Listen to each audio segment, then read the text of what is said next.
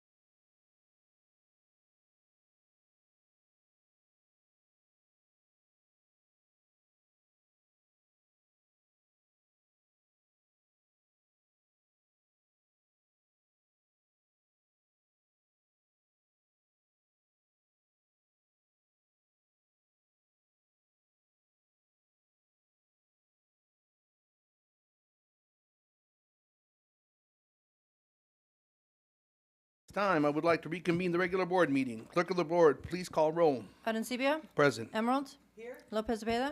Here. Segura? Here. Solis? Present. Aguirre? Here. Davis? Here. All right. We will now hold a moment of silence and the Pledge of Allegiance. President, honestly, if we could maybe have in our thoughts the two teachers and two students that were Definitely. killed in last week in Georgia. Appreciate Thank it. you.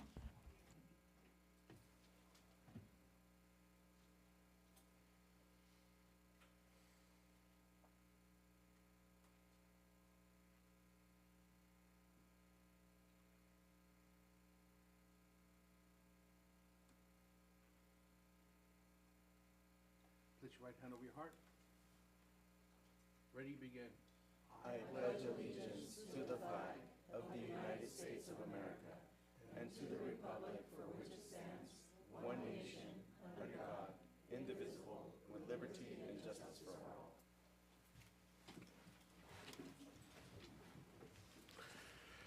The board met in closed session preceding this meeting to discuss the following issues. Number one, student expulsions, suspended expulsions, reinstatements, Education Code 48916 to 48918, students identified by case and ID number.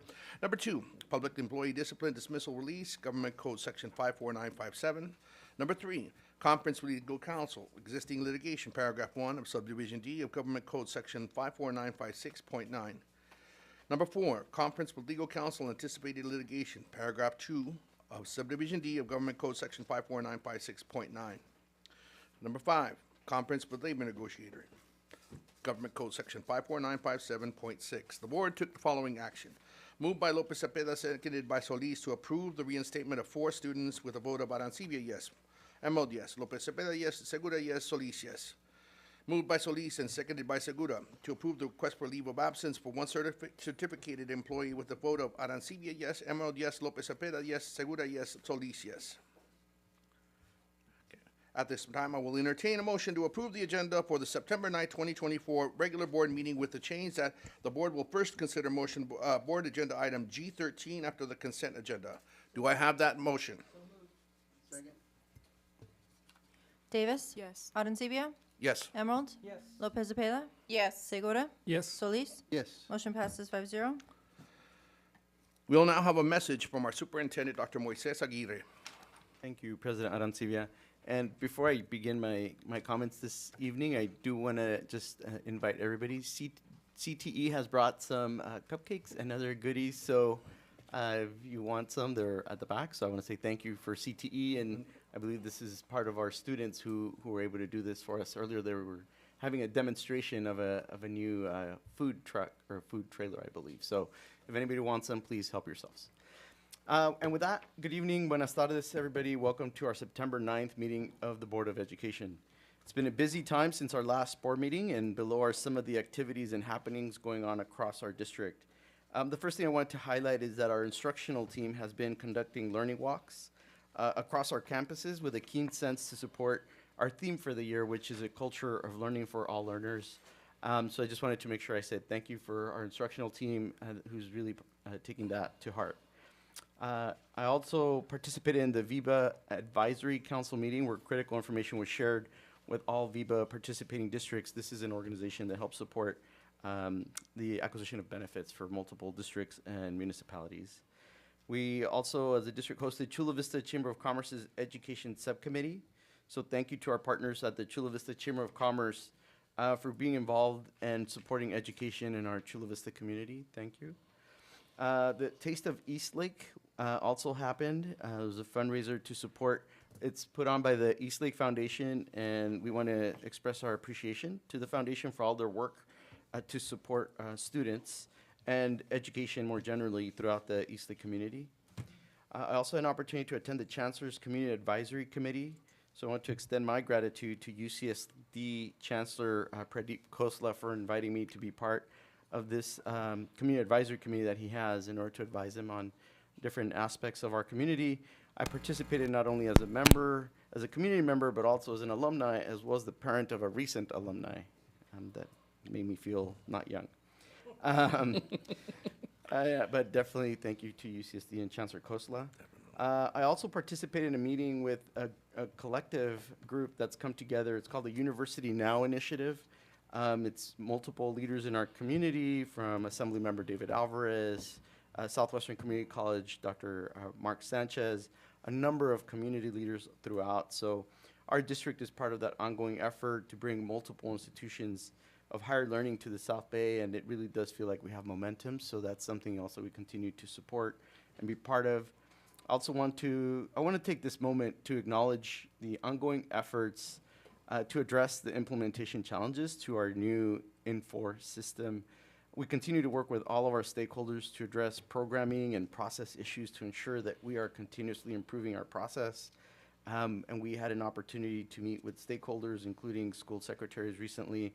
And I just want to say our goal is to continue to work together and collaboratively to address these issues. So I just wanted to make sure that there's as an acknowledgement of the challenges we're working through, and thank you to all of the staff for patience and really for that collaborative approach. And then lastly, this morning there was a press conference hosted by Imperial Beach Mayor Paloma Aguirre, no relation, with new empirical findings about the ongoing environmental crisis at the Tijuana River watershed. If you may recall, our Board of Trustees adopted a board resolution recently to advocate with federal, state, and local agencies to help remedy this situation.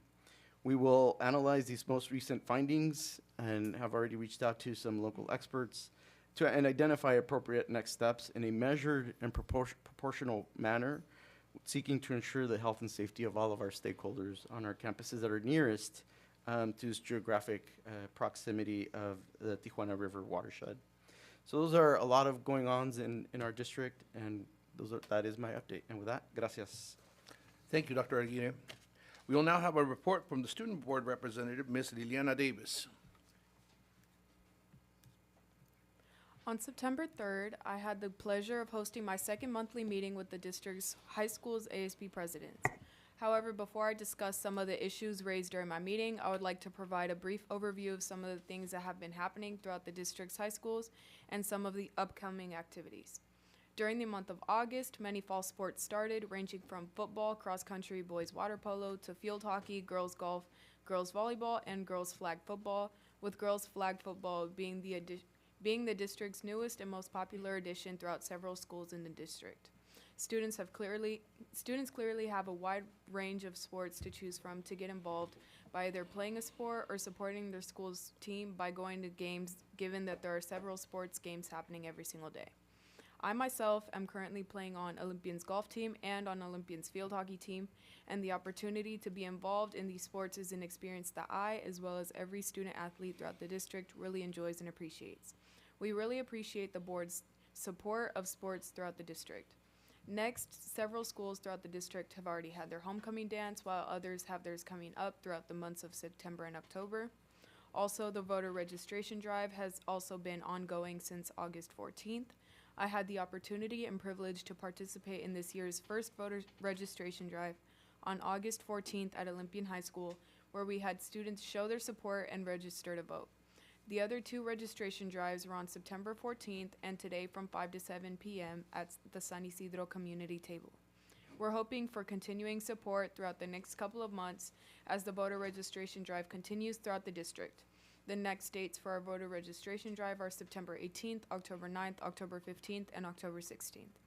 Speaking of the voter registration drive, brings me to this year's annual college fair and career expo that was held at Montgomery High School on the evening of September 4th. One idea that comes to mind as it relates to the voter registration drive is to consider having a booth or a table every year at this event. Many students and their families attend this event, many of the students being high school juniors and seniors who are more likely to pre-register or register to vote, not to mention their families as well. Finally, National Hispanic Heritage Month is observed from September 15th to October 15th by celebrating the contributions of Hispanics and Latinos to the United States. This year's theme is Pioneers of Change, Shaping the Future Together. The theme is meant to capture the Hispanic experience of spirit, innovation, resilience, and unity. Celebrations, educational meetings, and spirit weeks will be organized by campus clubs throughout the district's high schools with the support of the school's ASB. Now back to my September 3rd meeting with the ASB presidents. As we did last month, our discussion touched on their school climate and culture and other factors that shape the student experience.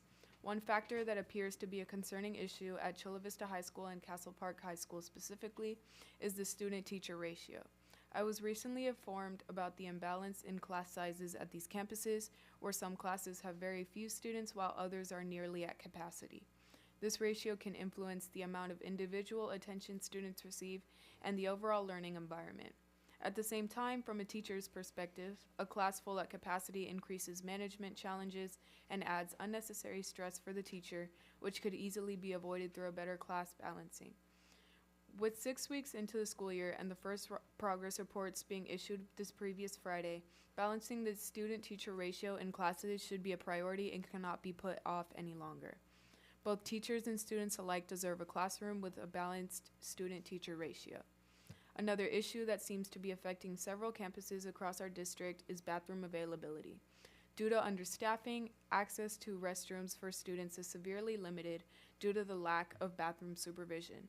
Although there are several bathrooms on school campuses, only 1 or 2 bathrooms per gender are typically open during the school day, while the others are maintained closed.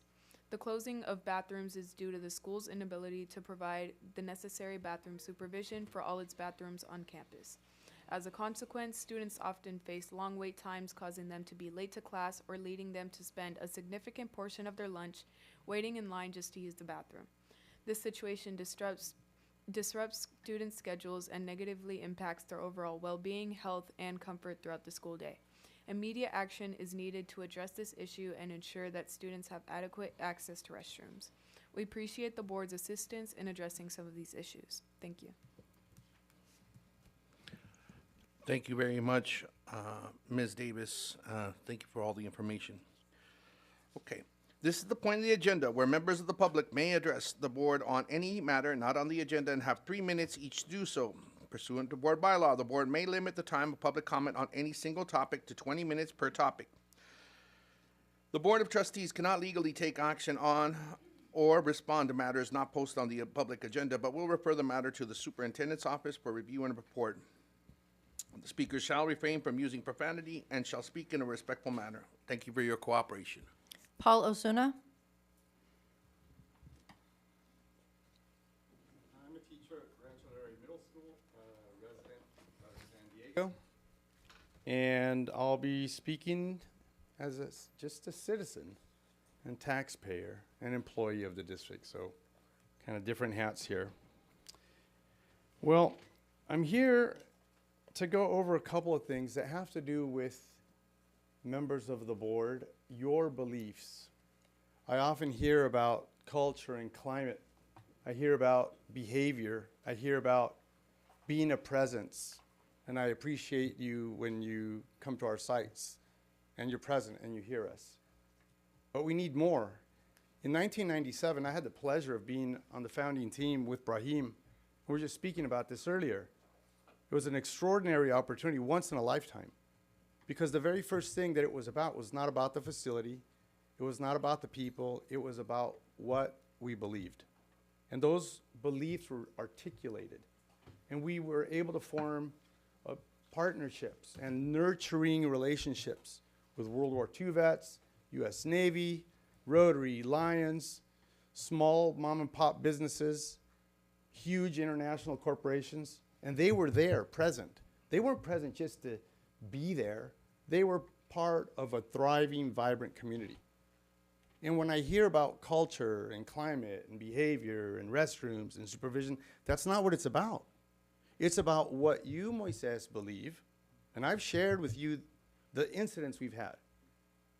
And if we believe that it's important for teachers to get paid on time, then we don't make backroom deals with the teachers union that it's okay to treat teacher extra duty as net 90 terms. It doesn't take 90 days to process a 1/6 for a teacher. And yet, year after year, I see that. And we talk to the union, oh, go call payroll. We're not babysitters for any agent of the district. And I do want to get to the core.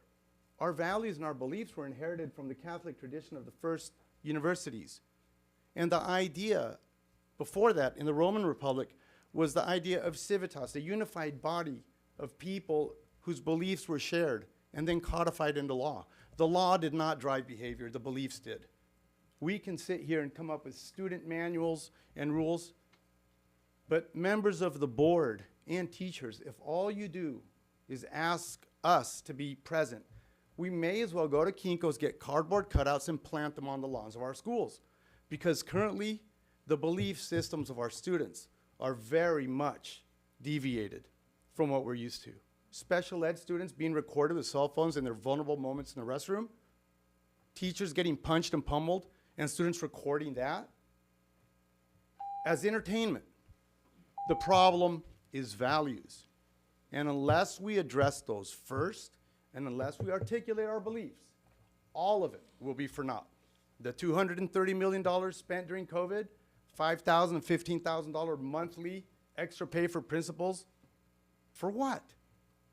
I'm dealing with the wreckage. I've got students who came through the mountains of Central America who cannot take notes because they've never been in a school, they don't know the alphabet. That's the state of affairs at Rancho Del Rey. Thank you very much. Lucy Ugarte.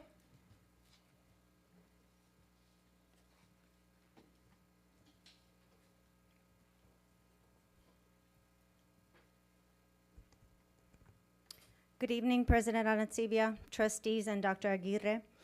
Lucy Ugarte, President, Sweetwater Education Association. I wanted to take this opportunity to thank you all for taking my numerous calls and reading my emails regarding the payroll system concerns. Your support in SEA reaching out to the San Diego County Office of Education Superintendent and Board to begin working on this systemic flaw is appreciated. The fact that teachers being onboarded would have to wait 2 months for compensation is a system error that cannot continue. Our payroll system with the county is not only outdated, but cruel. On our current payroll schedule, anyone being onboarded today, September 9th, will not see compensation until October 31st. This is also true for anyone doing extra duty assignments. Therefore, we have more work to do. Dr. Aguirre, thank you for being responsive to this concern and attempting to alleviate some of the systemic issues.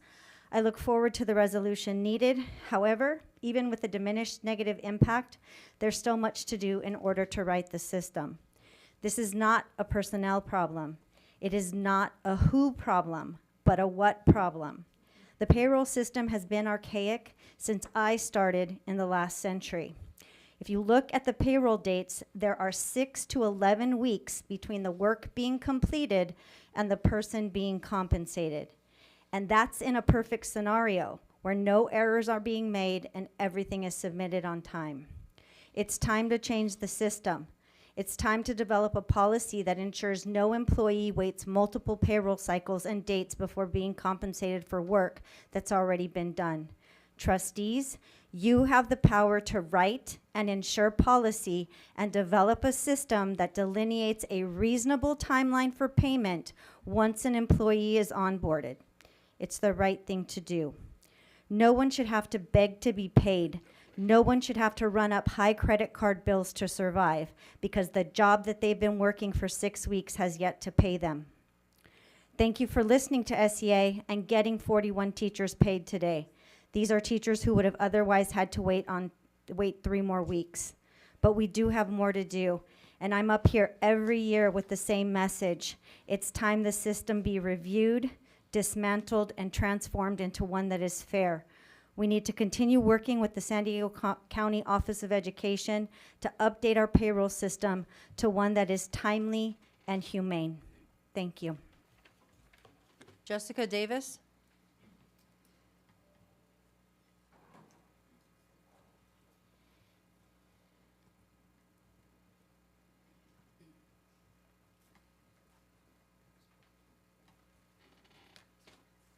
Good evening. Jessica Davis, Treasurer, SEA, English teacher at Sweetwater High School. Superintendent Aguirre, Board of Trustees, and other members of the administration. I come before you today to address the harm inflicted on my colleagues with temporary contracts and the students we all serve. Due to the shell game played with master schedules, or perhaps the ineptitude of those preparing them, numerous teachers were shuffled to various sites recently. Some of those teachers did not even get to tell their students in person that they had to leave. This was disruptive to all parties involved and in no way put students first.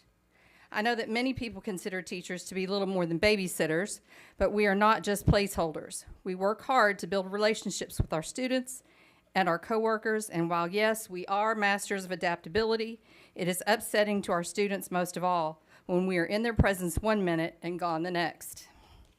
To add insult to injury to those dedicated temporary teachers, I personally know of 2 teachers who have yet to be paid, while another who was moved on the same day has received his contract and has been paid. One of the other 2 less fortunate who works at my site comes in every day with a smile for her students and has been doing everything she can to give them stability and consistency, all while facing the horror of not being able to pay her rent at the end of this month. That is simply unconscionable.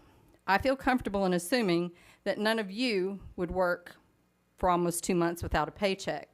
I myself am like a lot of teachers working paycheck to paycheck, so I know that I would be homeless, something that would not only traumatize me, but also my precious dogs. Scout can't handle the heat, and Daisy is just too bougie. We are all well aware of the declining enrollment, but I argue that this very issue is one contributing factor. It is time for you to take a hard look at the inhumane practice of keeping so many dedicated teachers in a holding pattern with temporary contracts and treating them with so little humanity and respect. Thank you for your time. Morgan Clark.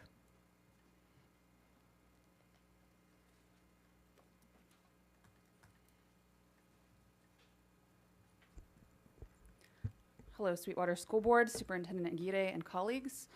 For those who don't know me, my name is Morgan Clark. I'm an SCA board member and a teacher at Otay Ranch High School. I'm also currently on medical leave while recovering from brain surgery that I got in August. I felt compelled to attend this meeting because I have been just unfathomably saddened by the treatment our temporary teachers have been subject to since 2021. Especially since those teachers do not feel secure in their positions enough to speak up. Oh, and it's also my wedding anniversary. Since I joined the district in 2016, I have witnessed a stark difference in the way our schools function, and this is not just due to COVID. Before the current temp contract policy, the schools I worked at did not have difficulty finding credentialed teachers for summer school or credit recovery. Now we have substitutes who do not have subject matter proficiency teaching those courses, which are usually filled with our most vulnerable students. Before 2020, students did not have difficulties finding teachers to coach their sport or advise their clubs, while last year alone I had to turn away 3 different students and 3 different clubs and 1 sport because I already advise a club 3 days of the week. It turns out that when teachers are new to a site every year or do not know if they will be returning the following year, they are not incentivized to create the types of programs that are honored each month here at our school board meetings. I wonder what will happen when the current advisors for those programs retire. This policy of keeping temp teachers in keeping teachers temporary in perpetuity is systemically destroying the art and humanities departments at our schools. For example, last year at Otay, the English department had 4 temporary teachers out of 17, which is 23%. So 23% of classes did not have teachers until after the school year had started. Overall, almost 10% of the teachers at Otay were on temporary contracts last year. The district wants us to value collaboration and community, but we cannot create community or plan for a new year when we do not know who we will be building that community with. Every year, a quarter of our department is scrambling to prepare for classes they did not know they were teaching until 2 days after the school has already started. This is not to mention the abhorrent state of our current temp teachers' paychecks that my colleagues have already mentioned. Many temp teachers are going to go about 3 months without a paycheck. Last paycheck was June 30th, so to September 30th. But they also do not have health insurance either. I know personally of 2 teachers who have gone off much needed medications because they do not have health insurance and are now dealing with the side effects of that. This, in my frank opinion, is a violation of their human rights in order to save the district. What exactly? To prevent layoffs? Almost every temp teacher I know has said they'd rather be riffed than deal with this every year. I know it is not to save money because the current situation costs the district money and administrative manpower for HR employees, site secretaries, and payroll employees who have to process over 115 temp teachers every single year. Something has got to give because this is not a long-term plan. This is a stopgap that is hurting teachers, students, and the community. Juan Pablo Garcia.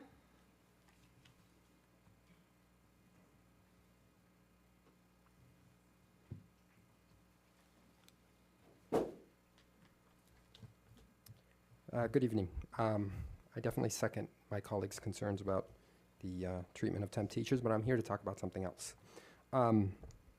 Students and teachers alike are fed up with community service requirements. Year after year, it's the same story. Confusion and endless debates about what counts and what doesn't, in part because the rules are complex and contradictory. No credit shall be given for service during regular school hours. Hours in service of profit-making organizations are not accepted, but volunteering at a hospital definitely counts, right? Then again, Scripps and Sharp are for-profit healthcare companies, are they not? In-kind donations cannot be redeemed for service hours, unless of course it's donating blood. But wait, what if the blood drive is during school hours? You get the drift. It's hardly a surprise that teachers don't always agree on what counts and that inconsistency is in itself part of the problem. As a public school district, there's also ongoing controversy about students submitting community service hours for engaging in worship and proselytizing activities. Then there's the extremely inequitable practice of assigning the entire burden of inputting and verifying hours to a handful of social studies teachers at each site. I am one of those teachers, and every year I spend entire prep periods entering thousands upon thousands of community service hours. Here's a sample of just the last couple weeks.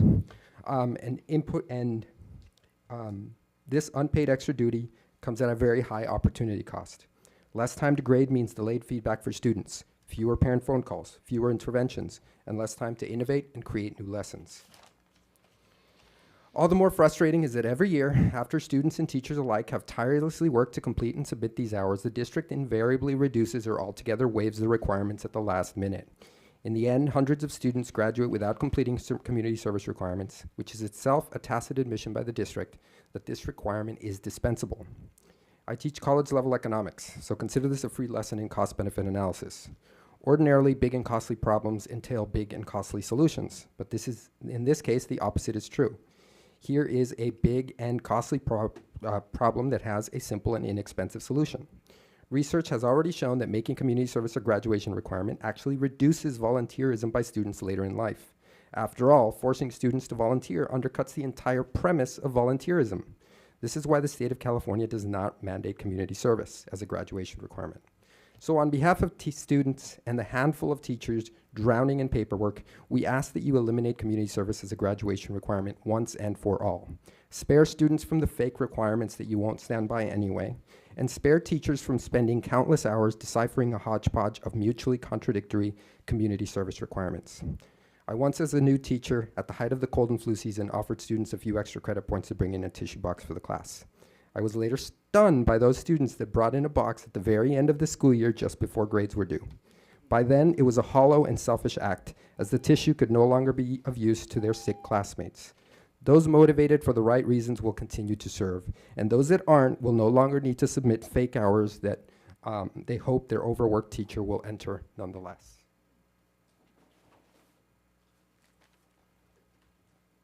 This year alone. Thank you for your time. Yumi Sayeki.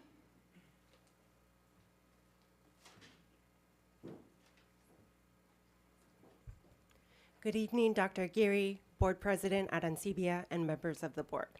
My name is Yumi Saiki, and I am one of 2 counselors at Launch Virtual Academy. I'm reaching out to advocate once again for the essential role of our counseling team and to ask you to consider maintaining our current allocation of 2 full-time counselors. In my previous visit, I emphasized the crucial role our counselors play in fostering student success and well-being.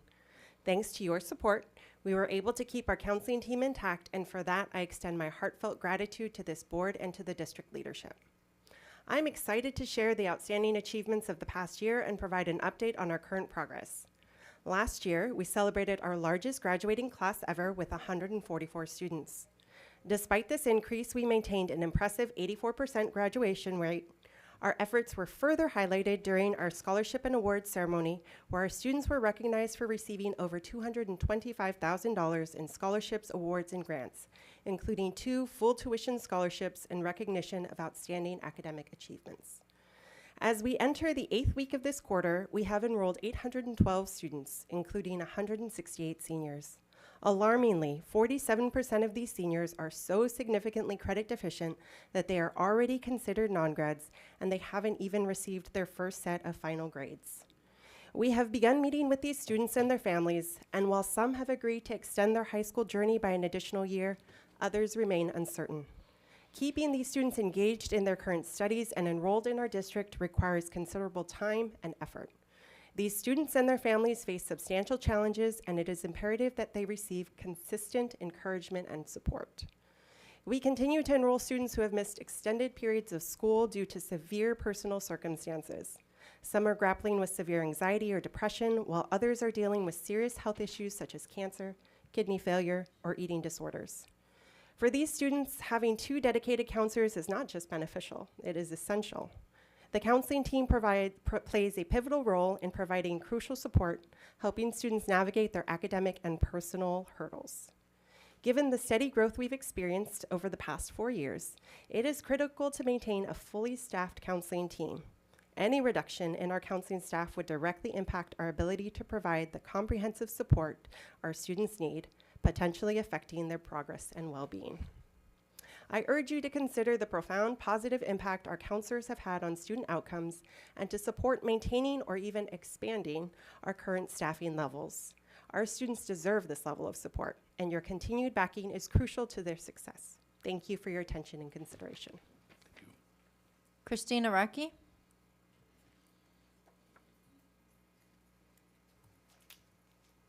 Good evening, Dr. Aguirre, Board President Arancibia, and members of the board. My name is Christina Rocky, and I am honored to serve as one of the 2 counselors at Launch Virtual Academy. I transitioned to Launch after dedicating 23 years at a comprehensive high school because I am deeply committed to advancing our virtual alternative program and making a meaningful impact in our district. With the invaluable vision, support, and leadership of our principal, Dr. Jesus Ulloa, Launch Virtual Academy has flourished. We have significantly expanded our offerings, including CTE courses, AP classes, and credit completion. Notably, we introduced the state's first behavioral health and wellness academy and expanded opportunities through Southwestern College courses. These advancements reflect our dedication to providing diverse and enriching educational experiences. Our student body at Launch is diverse in its needs and aspirations. From those students who boast a GPA above a 4.0 and are on a clear path to college, to students who are ahead in credits and graduating early, and those who face challenges and require an additional year to complete their high school education, every student has a unique reason for being at Launch. Our students come to Launch for various reasons, including medical and mental health concerns, trauma, and the need for a flexible schedule due to employment or other commitments. Each of these factors underscores the importance of the personalized and supportive environment we offer. The success of our program is evident in our consistently increasing enrollment and retention rates. This growth is a testament to the effectiveness of our dedicated counseling team and the comprehensive support we provide. For our program to continue thriving and its best to serve our students, it is crucial that we maintain 2 full-time counselors from the start of the year to the end. The staffing ensures that we can offer the necessary support and guidance to meet the diverse needs of our student population. Thank you for your time and continued support. I look forward to working together to ensure the ongoing success at Launch Virtual Academy and its students. Luis Reim.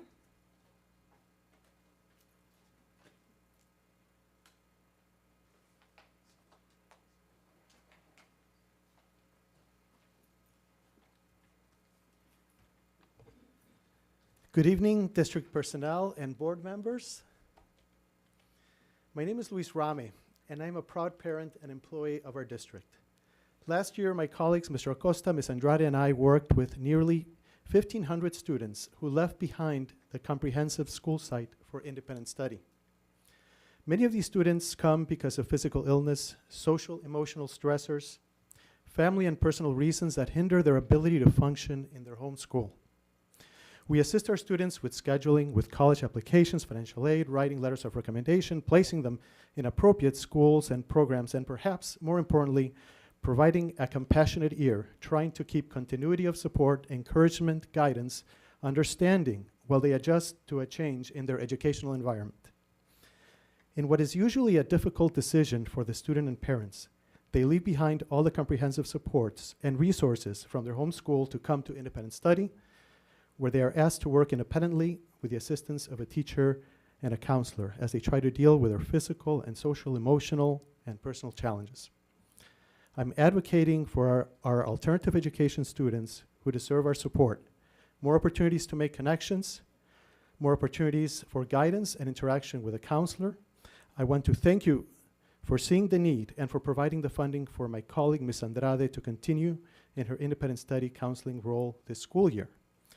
Now that Ms. Andrade has retired, thank you for continuing to recognize the need and your efforts to continue to fund this counseling position. Thank you again for recognizing the valuable role that counselors play in the lives of all students, including the population of students who are outside of the mainstream and need our attention and support. Thank you for your time. And Ms. Davis, it's nice seeing you here. I'm very proud of you, of your golfing and all your other accomplishments. Good job. Elizabeth Loenzen Garcia. Good evening, members of the school board, my fellow educators and esteemed guests. I'm Elizabeth Loenzen Garcia, president of the Sweetwater Counseling and Guidance Association. As we gather here today, I want to address a topic that profoundly impacts our community: mental health and suicide prevention. September is Suicide Prevention and Awareness Month, and this week is National Suicide Prevention and Awareness Week. It is a time to reflect on the urgency of this issue and renew our commitment to supporting our students and staff. As we observe Suicide Prevention and Awareness Month, I want to take a moment to address the issue that often remains hidden: the signs of suicide. It's important to remember that these signs can be subtle and easily overlooked. Students and staff may struggle silently, masking their pain behind a facade of normalcy.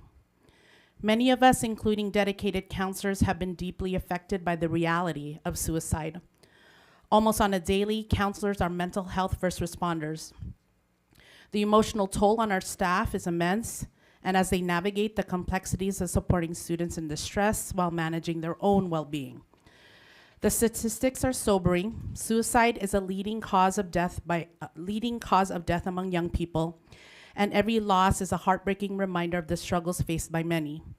But amidst these challenges, there is hope, and we can make a difference through education, support, and open dialogue. This month, let's not only focus on recognizing and addressing the signs of suicide, but also supporting those who are on the front lines. Our counselors, our school psychologists, and our mental health professionals work tirelessly to provide care and intervention, often at the expense of their own emotional health. We must be vigilant in ensuring that they too receive the support and the self-care that they need. In commemoration of this month, I look forward to receiving suicide prevention and awareness resources from our district. Together, let's create a community where no one has to face their struggles alone. By paying attention to the often hidden signs of distress and supporting both our students and our staff, we can make a significant impact on mental health and well-being. On another note, a more lighter note, I'd like to invite you all to attend the 24th Annual Sweetwater District Magkaisa High School Conference on October 19th at my alma mater and my place of employment, Sweetwater High School, in celebration of Filipino American History Month. We have various career speakers, cultural presentations, along with keynote speaker Melissa Mesiha from ABC News 10. I want to say thank you to the College and Career Readiness Office for their support in this endeavor. Thank you very much. Lisa Yegan.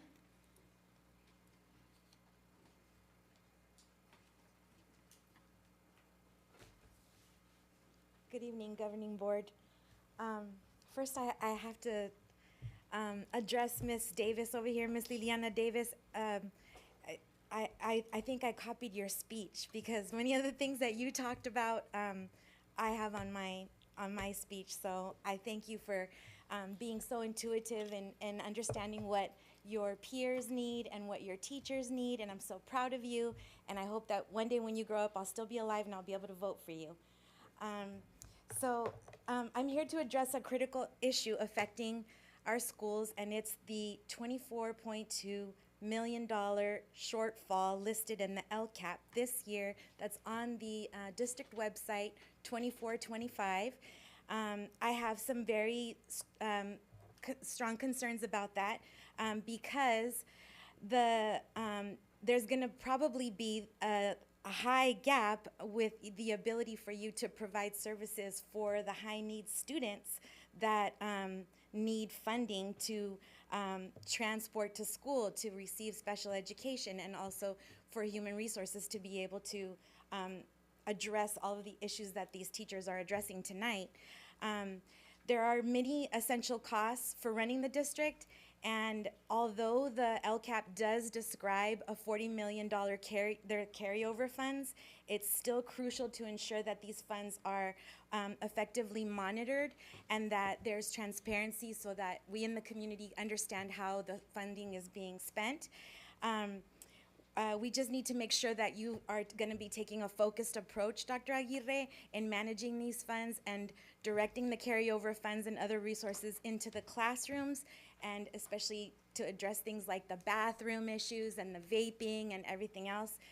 As you know, I did file a Williams complaint about the bathrooms over the weekend, and I didn't know that there was more than one school, so that is concerning because you know that the bathrooms have to be open.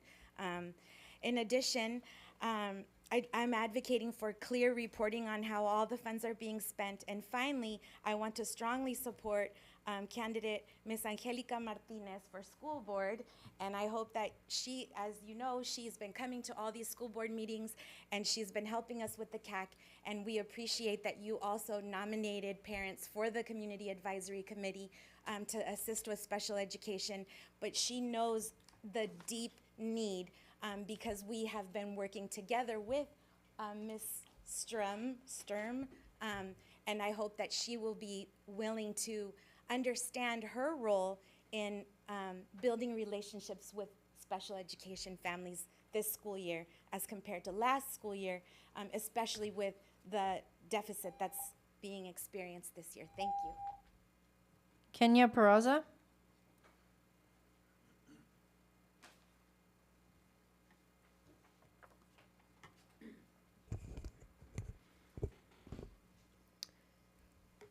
Good evening, members of the Sweetwater School District.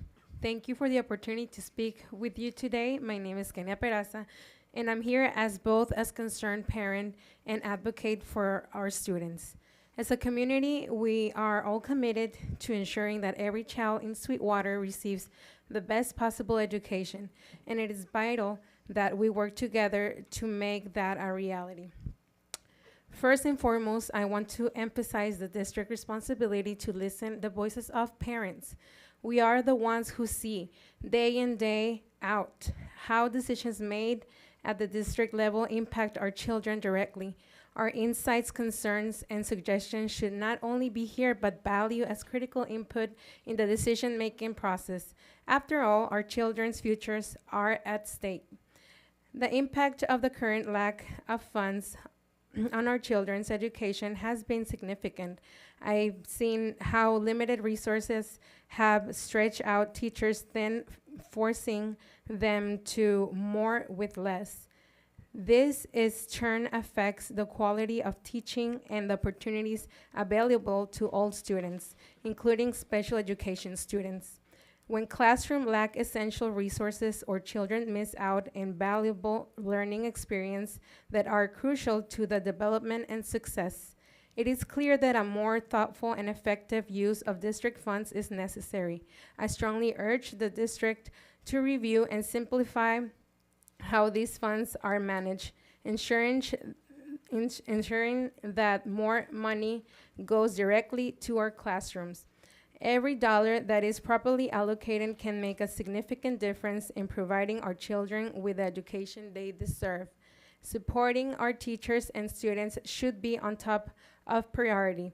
By directing more funding to classrooms, we empower teachers with the tools and resources they need to inspire and engage their students.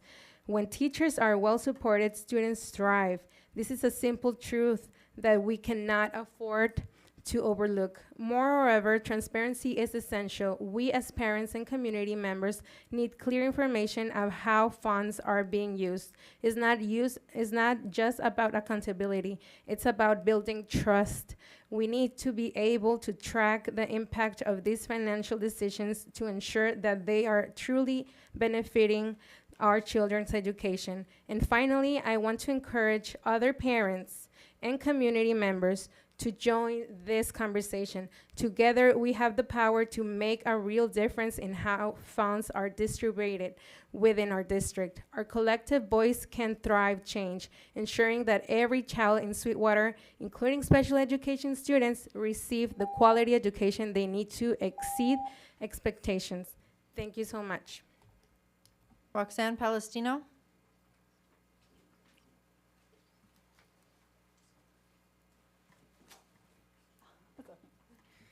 Good evening, everyone. As a parent, it's important to me that the district truly listens to our voices because we know what's best for our children. I also want to talk about the lack of funding and how it's impacting our students' education. With limited resources, teachers are struggling. Now I know they're struggling even more. Oh God, please pay those teachers. No wonder. The lack of funding and how it's impacting our students' education. With limited resources, teachers are struggling to give students the attention and materials they need. This is affecting not only the quality of teaching, but also how much our kids are learning. It's frustrating to see the difference it could make if there were more support in the classrooms. This brings me to the way the district manages its funds. It's clear that there's money available, but we need to review and simplify how it's being used. The current system feels confusing, and we aren't seeing the funds where they're needed. Helping teachers and improving students' learning. We should ensure that the money reaches our classrooms. I'm also asking for more transparency. We deserve to know exactly how this district funds are being spent and whether they are making a positive difference. Clear information and a way to track these funds is crucial. Lastly, I encourage other parents and community members to join us. Together, we can make sure our district makes choices that benefit our children and support our teachers, while also standing alongside those like Angelica Martinez and Kenia Peraza, two dedicated mothers running for school board, non-endorsed. They are working to create a more just and inclusive school system for everyone. Thank you. Summer Gergis.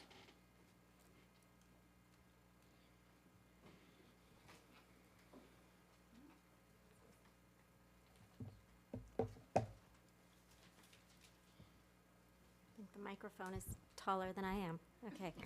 Hi, good evening, Sweetwater Union School District. My name is Summer Gergis, and I am here this evening to ask you to continue to help grow a legitimate community advisory committee, CAC, for special education here in South County. The CAC focuses on LCAP advisory and parent-teacher-student support with special education needs. Additionally, there is a focus on parent training in critical topics related to the needs of students with disabilities and the needs of their families, as well as increasing student attendance. It is meant to be a help and aid to the districts. The foundation of a legitimate CAC rests in having community representation and special education leadership from all related districts. Unlike a few of the other districts represented under your SELPA, you have chosen to approve and fill nearly all of the CAC seats for the Sweetwater Union District. Thank you and kudos. There remains a vacancy for any general education teacher to fill, and I ask that you urge district leadership to promote filling this seat. Rumors suggest that school districts often prevent or scare teachers from filling these positions to prevent them from participating in conversations aimed at improving local and systemic practices. Your efforts to support teacher participation with this group will quiet those rumors locally. The second step is to promote the the participation of the leadership staff from the Department of Special Education. The next CAC meeting is on October 24th, and leadership attendance is necessary. Advisory and collaboration are only possible if both the community, which is already coming, and the leadership are present. The design is noted in the California Ed Code and the 5th edition CAC guidelines.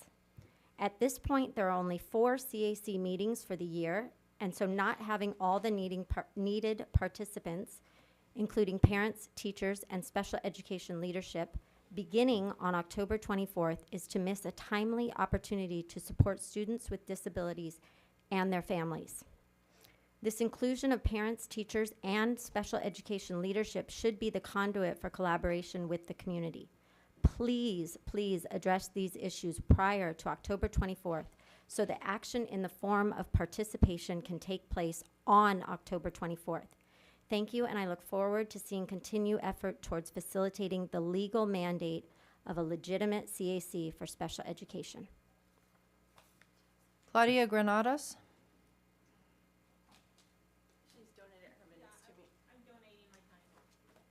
We actually don't allow time to be donated. If you would like to speak, Yes, you do.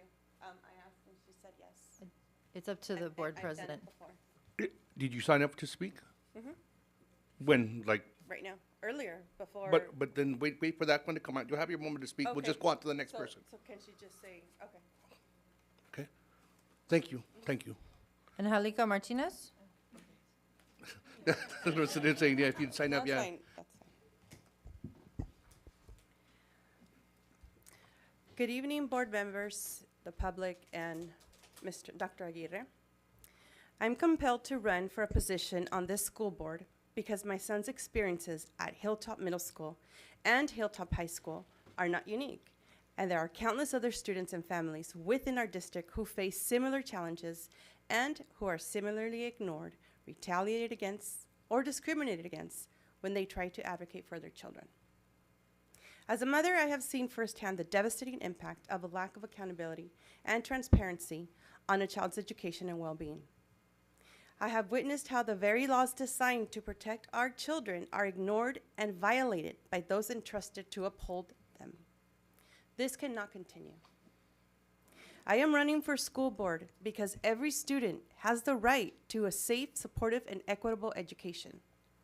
Every parent has the right to advocate for their child without fear of retaliation. Our district is responsible for upholding the laws and principles that protect our children's rights.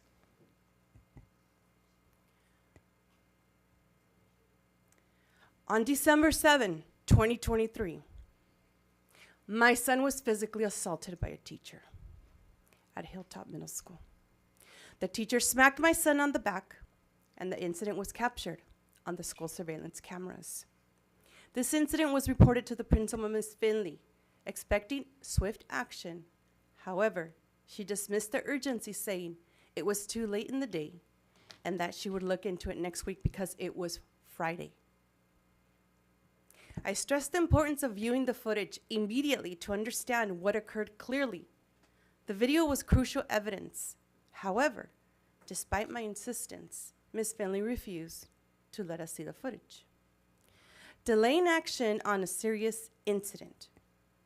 This response left me deeply concerned about the school's commitment to student safety and transparency, as how the video was crucial for understanding the truth of what happened and holding staff accountable. On January 17, 2024, just 11 days after the teacher slapped my son, he was accused of choking a student, taking horseplay out of context. A charge carrying the potential for expulsion.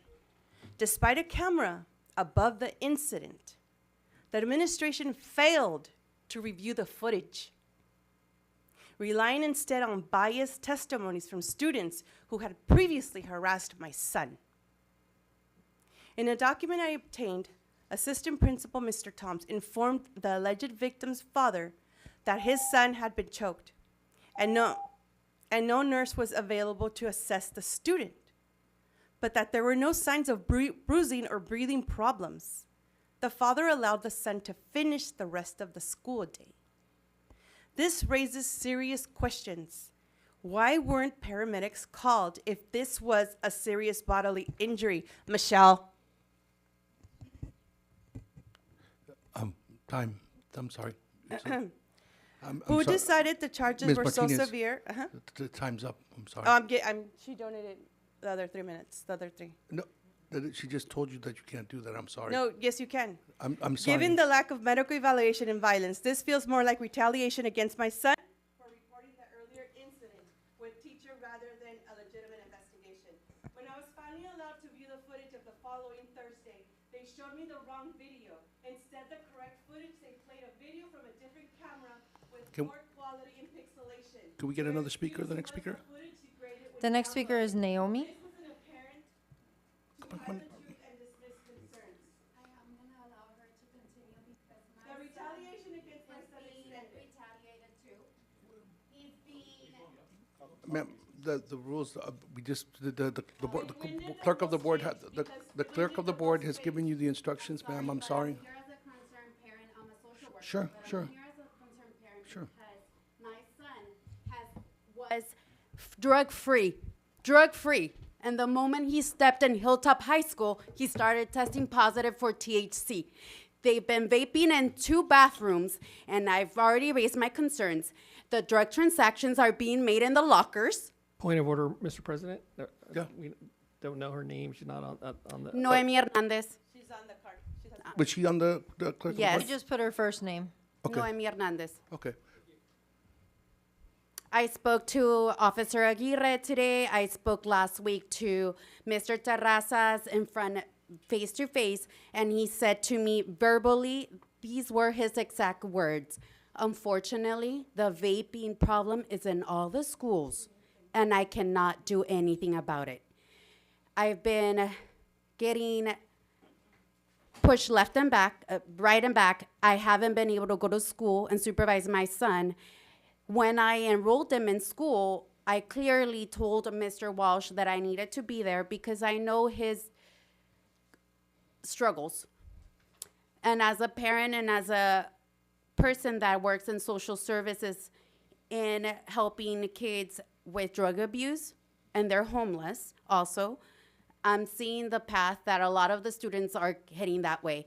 Unfortunately, I have to raise this concern because based on all his behaviors, it was brought to my attention with medical concerns by several doctors that what he's vaping in school, it's not just THC, it's laced with fentanyl. So I really want action because I don't think you guys are taking the action, the necessary action that it's needed. Here as a concerned parent and a citizen, because I want to avoid a tragedy. Are you guys going to take action once somebody is actually OD'd in fentanyl at school? And I know it's at school because I drop him off. I search him before he goes to school. When he comes back, I search him again. He has no vapes, and they've caught him again using the vapes there. Somebody is giving the vapes for free. He goes without money, and he comes high all the time. Last week, I picked him up around 2:20. He couldn't even barely talk. He couldn't even speak. He was really high. And my other son's therapist saw him and said, "Oh my God." And I said, I picked him up from school like that.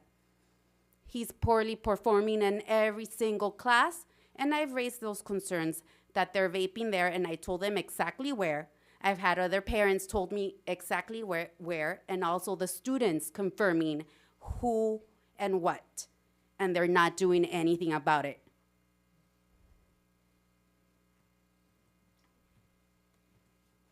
I want the students to be safe. I don't want an OD of fentanyl happening in the school. Thank you.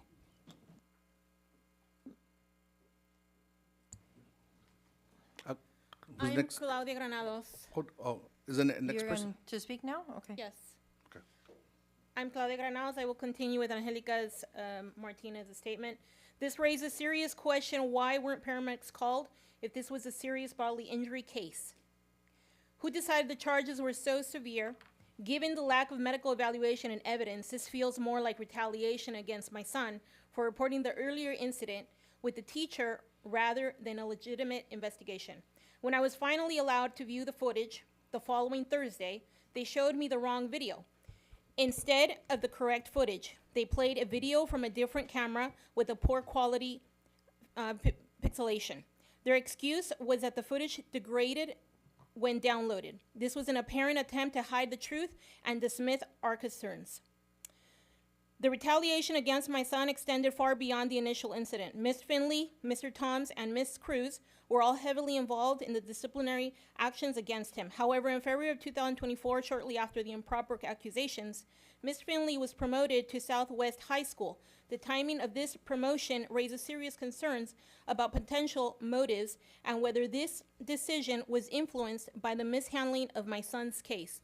In the meantime, I have filed a FERPA complaint, and even now, the district refused to release the footage from the camera. This case reflects a larger issue: systemic failures in protecting students and ensuring accountability. Thank you. Manuel Esparza.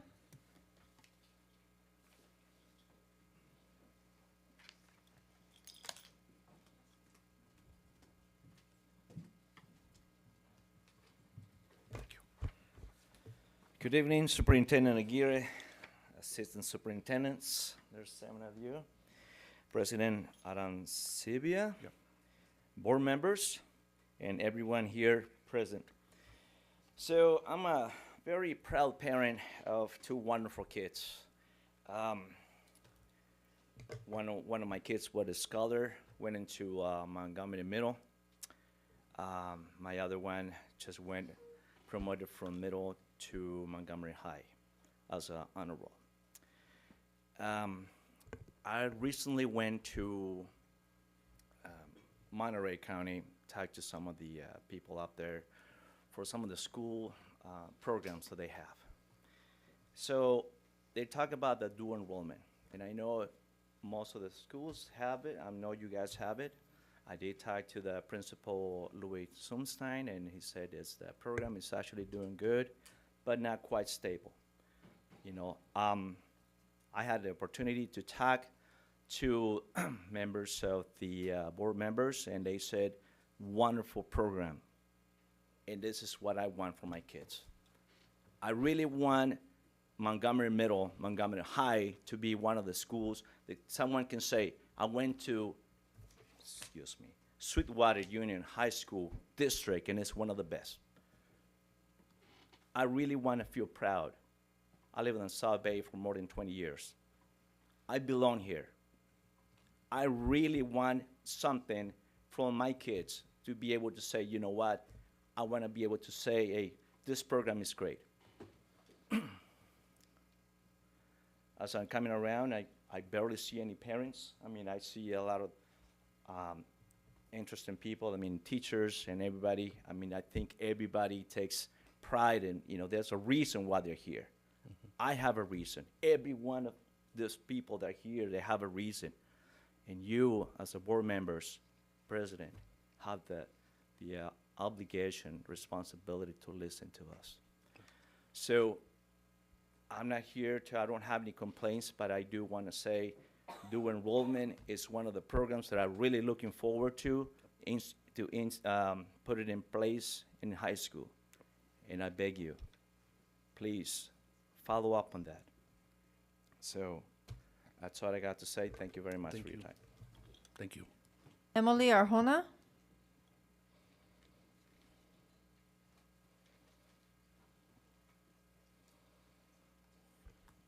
Hello, good evening to everybody, and my name is Anjali Mariam Arjona Salinkaya. I am a 17-year-old senior at Hilltop High School. There has been some concerns about graduation. There has been classes that got a California graduation plan on years before. I am the class of 2025, and I do not know if I'm going to graduate. As a student who has ADHD and have a lot of problems at home, it's been hard to be maintaining my school classes grades at a certain level that'll let me graduate. Counselors don't know what to do because they don't know if the graduation plan is going to be coming into the year 2025. So I'm here today to talk about an allowing to have the California graduation plan for 2025 and for all classes that had with COVID and all classes that are continuing with school years who had COVID. I've also want to bring up, which wasn't mentioned on the writing, a lot of concerns about the vaping and the drugs. Hearing the stories, it is true. There has been a lot of cases that I have peers, I have friends who come up to me saying, hey, do you want to try this? Of course, I decline. But other students are not able to do that, and there should be a change about it. I have asked the school before, hey, I can't go to the restroom because all I smell is vape. All I smell is drugs. All I smell is something in my in the bathrooms. And of course, they can't do anything about it because they can't just limit everybody from using the restrooms. They can't limit bathrooms. So we had to find a plan that will work for both the students, teachers, and parents, and everyone here today. I also want to bring up another issue with being more involved with the school. I feel like our schools are very separated with knowing about other schools, what they're doing. Example with today, we have talked about vapes and stuff from Hilltop High, but we don't hear much about Chula Vista High or Montgomery or any other places with drugs, but we know there's drugs going on there too. We know that there's problems going on there too with other things, with graduations, with COVID, with a whole bunch of things that we need to start working on. So as a student, I want to represent that, and I want to have a fair chance for students who have gone through COVID, who come back, who don't know what they're doing, and they really need help. I'm a class that needs help. I'm a student that needs help, and I'm here today to please ask about the California graduation plan. Please help out with the vaping and the drugs, and please do a difference in our schools. Thank you. Thank you. Elena Vallejo Paez.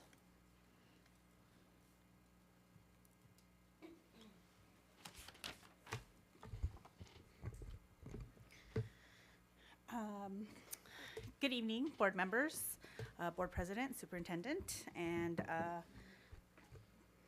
everyone present.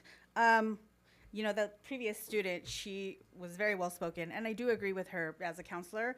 We are really at a loss about what to do with all the students that are at risk of not graduating. There's a lot of them. So just wanted to throw that in there. My name is Elena Vallejo Paez. I am a counselor at Sweetwater High School and Southwest High School. I've been a counselor since 2010, so about 14 years. And throughout this time, I've seen counselors within our district be leaders within the counseling world. We've had 2 county counselors of the year. Counselors have presented in several conferences and trainings. Counselors were sharing wellness messages before it became trendy. Counselors established a standard committee to standardize our work within the district. You have data wizards, website builders, organizers, advocates, college, career, and financial aid experts. And all of this is just to really highlight that if in case you didn't know, you guys have some rock star counselor leaders in this district. Okay. In 2017, the world of school counseling embraced a multi-tiered system of support, MTSS, as part of a comprehensive school counseling program. School counseling programs are an integral part of the total education program for student success. The entire school community is invested in student academic achievement, college and career readiness, and social emotional well-being. Therefore, it was recommended that counselors add the domain of college and career readiness to their MTSS continuum of supports to fully embrace and reflect the importance of a tiered approach to college and career readiness supports. As such, the MTSS model is not new to counselors, but a key component in how we address our work in all 3 of our focus domains: social emotional, academic, and college and career. So with that being said, it disheartens me when I see so much talent that could really be utilized in so many ways be underutilized. I think of that phrase, give a man to fish and he eats for a day, teach a man to fish and he eats for a lifetime. That phrase to me is a representation of building capacity and what it can do. Capacity building minimizes an over-reliance on outside experts as sources of knowledge, resources, and solutions to issues. Yet even with our background and experience, counselors have been excluded from accessing any MTSS positions or funding that would allow us to contribute our expertise. In addition to that, counselors continuously see funding going towards college access organizations such as CARPE, social emotional organizations like Wishwell, and resource funding that counselors are not eligible for. Some of these are in the agenda tonight, and this is not capacity building. In a time when enrollment is dropping, funding is declining, and resources are being more scarce, I encourage the district to build capacity among the talent that it has within. Thank you. Thank you. Noemi, there's no last name? Okay, no further speakers. Okay. If there are no further speakers, do we have a motion to approve the consent agenda? Can I read the consent agenda first? Huh? Oh, go for it. I'm sorry. I have one correction to Board Agenda Item F6 for case number 20240819. The settlement amount should be revised from 0 to $20,140. The item will be updated after board approval. The following items are pulled: F3 by staff, F7 by the public, G1 by staff, G2 by the public, G4 by the public, G8 by Mr. Segura, G11 by the public, G13 by staff, K1 by the public, K6 by staff, L1 by the public, and N4 by the public. All right, now I'll ask. Do I have a motion? So moved. Second. To approve the consent agenda? Davis? Yes. Arancibia? Yes. Emerald? Yes. Lopez Zepeda? Yes. Segura? Yes. Solis? Yes. Motion passes 5-0. So we will move first to F3, or do we have that special? We wanted to move to G13. G13 then. Let's have G13 immediately be presenting the folks, the CTE. Thank you, President Arancibia. So for this one, I'll ask Dr. Alvarez to introduce the team that will presenting on the mobile food lab truck for CTE Culinary Arts Program. Dr. Alvarez? Good afternoon, or good evening, Dr. Arancibia, Dr. Aguirre, board members, and our public, our community. Thank you for being here. This afternoon, we have the College and Career Readiness Team, who also incorporates CTE, or Career Technical Education, and VAPA. They're going to share with you one of the items that we have purchased, and sometimes as a board, you get to either approve or deny purchases and our initiatives, but you don't necessarily always see the benefits of what they are and how they're utilized in our curriculum with our students and in our community. And so this is one of those viable options where hopefully you'll also get a chance to taste some of the culinary delights that our students from Southwest High School prepared for you for this evening. And so we'll be reviewing the mobile food truck. But it's not just a mobile food truck, it is a lab, it's a culinary arts, it's an environment for entrepreneurship, for hospitality, for event planning. And so our team this evening is Mr. Ibrahim Wahib, our Director of College and Career Readiness, CTE and VAPA. We have Mr. Ricardo Cisneros, who is our teacher on special assignment, and Ms. Jeanette Gomez de la Madrid.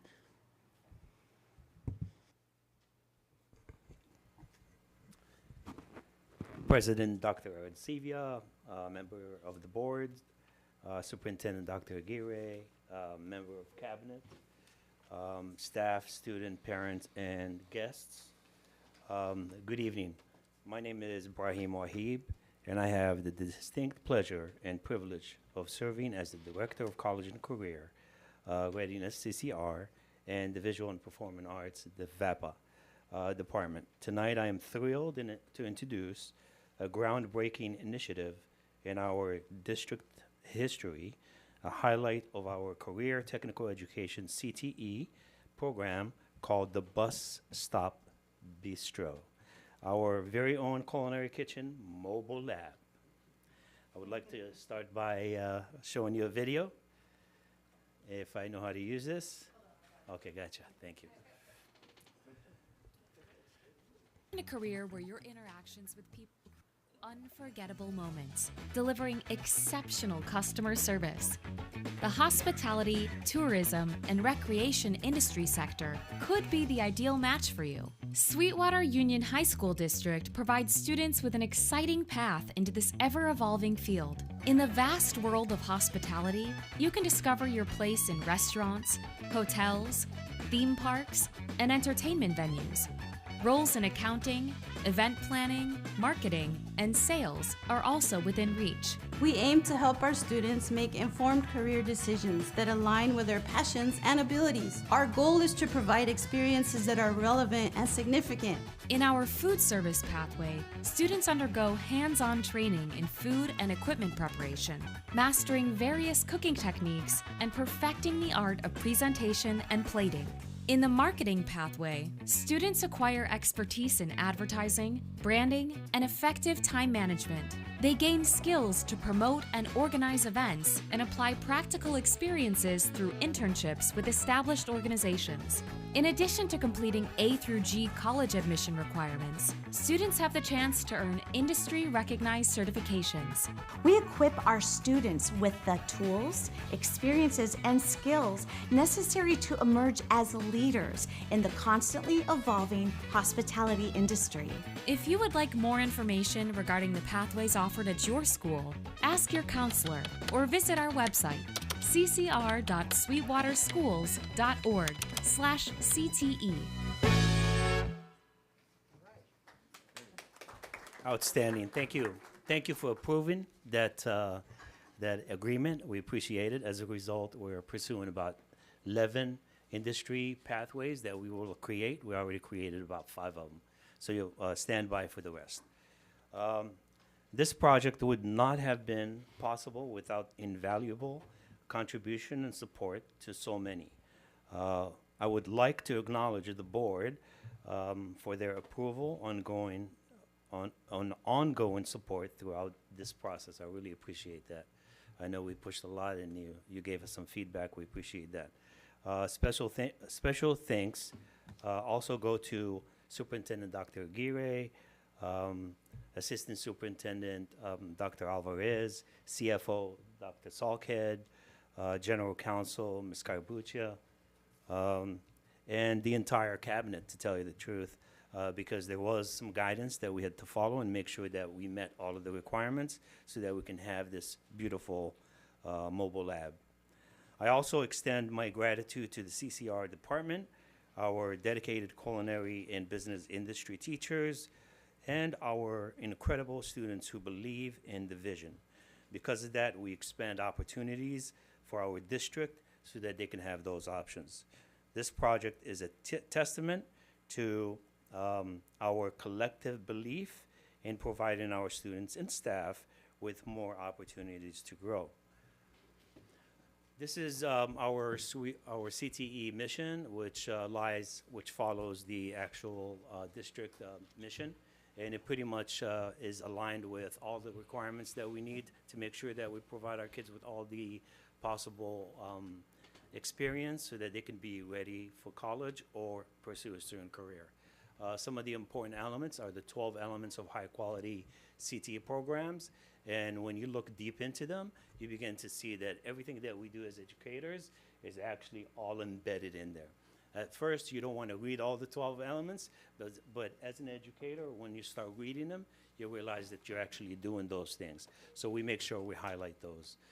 College and career exploration guidance, that is a counselor at work at our site to make sure that we're working and preparing kids for all the requirements in terms of their course of study and getting them ready for a community college, a four-year university, an internship, or some other work that they want to choose. And that's our primary focus, is we want to make sure that the student chooses along with their parents, and we'll support that.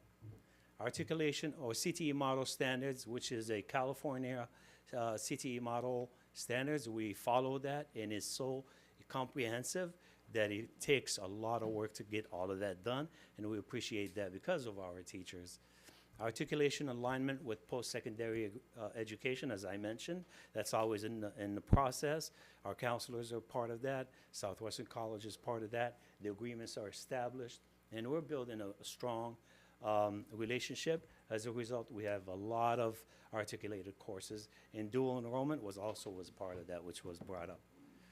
Commitment to fiscal responsibility. We work diligently with our finance, as well as our superintendent, as well as our assistant superintendent of teaching and learning. And we make sure that those funds that are coming, we're applying for them in terms of grants. So everything that we do has a lot of grants in it, and it's a good motivator to make sure that we continue to provide these items for our kids.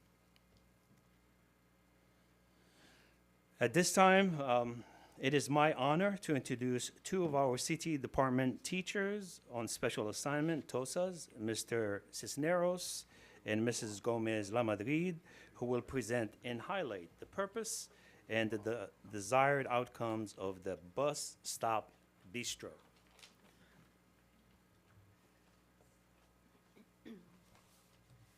Good afternoon, Board President, Vice President, Board members, and Superintendent Dr. Aguirre. My name is Jeanette Gomez Lamadrid. I want to thank you for this opportunity to share our Bus Stop Bistro and this great endeavor that our students are embarking in. The purpose of this food trailer is to provide students with the best possible work-based learning experience. Students across multiple sectors are coming together to make this happen. Students who are in the arts, media, and entertainment, business and finance, hospitality and tourism, and marketing, sales, and services are working together to make this happen. In the next couple of slides, you're going to see a couple of pictures if you weren't able to join us this afternoon for the unveiling of our mobile lab. You're going to see at the rear end of the mobile lab, a side view, and then on the top right, you'll see that we are with the chef unit members, owners who, the purchasing department, they won our bid. In the middle, you'll see one of our teachers that attended training that we had to go to in Houston, and then yours truly that you see there.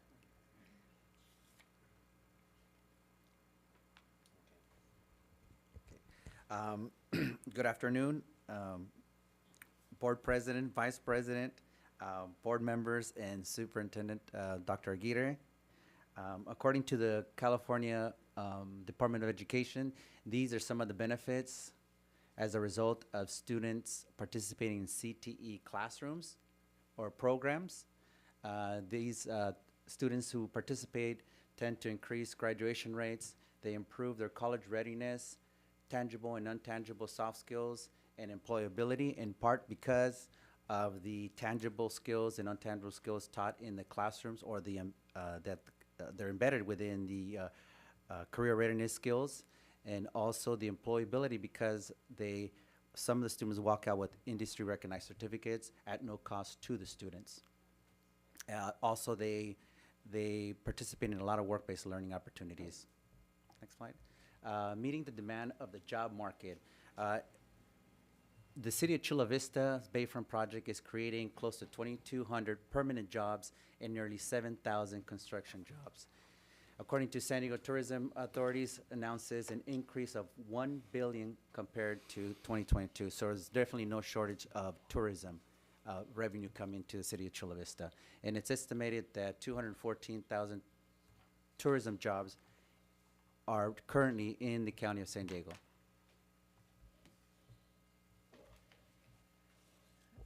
Because we want to make sure that our students are filling kind of that industry gap, there are several key components to success of this mobile kitchen lab. Number one being our students and our teachers to fulfill this work-based learning opportunity for them. The culinary programs are going to focus on the state-of-the-art classrooms, the food preparation and fundraising that goes along with it, while our marketing classes are going to help with business plans, ASB clubs, and event planning. In the next couple of slides, we will highlight some of those examples for you. As my colleague was just stating, there's a lot of crossover overlap, and these are just a few of the essential components. The primary end user of the food lab is going to be our hospitality and tourism industry sector, but there's going to be a lot of collaboration between the marketing and sales industry sector, the AME, arts, media, entertainment industry sector, and the finance and business industry sector. So when we're talking about the components, there's just a lot of crossover that's going to be embedded into the curriculum. And this is just a snapshot of the current pathway of the hospitality and tourism, of one of the pathways, which is Introductory to Culinary, the concentration course, which is Culinary Arts, and then the capstone course, which is the Culinary Arts Management. Again, there's going to be time for the teachers to collaborate during their PLCs to integrate all the curriculum and develop schedules to allow students to participate in work-based learning opportunities.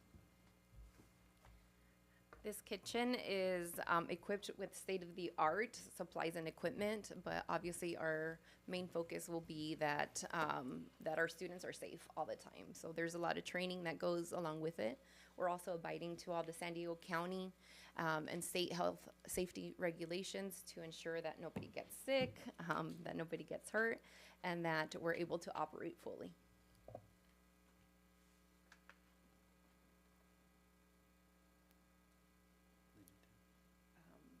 you go back one slide, please? Number 3. Okay, yes. Obviously, one of our primary focus as well is to offer students the work-based learning opportunities and internships through the use of the food lab, as opposed to, in addition to the training that they're going to receive, the students are going to participate, and although we're not quite there yet, participating in pop-up events, organizations, district events, and collaborate with business partners like the Gaylord Hotel as well. Career technical education is all about providing our students with something tangible for them to walk out of their high school experience. So not only do we offer certifications at all levels, we also want them to walk out with soft skills.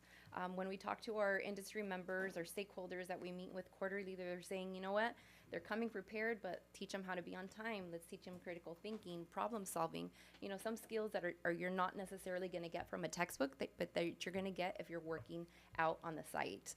So we're working to ensure that we embed, you know, the curriculum, CTE standards, academic standards, but that we're also providing our students to be 21st century soft skill ready. Some of the other elements that are going to be embedded. It's going to be the digital marketing and virtual collaboration that's going to be also embedded into the curriculum.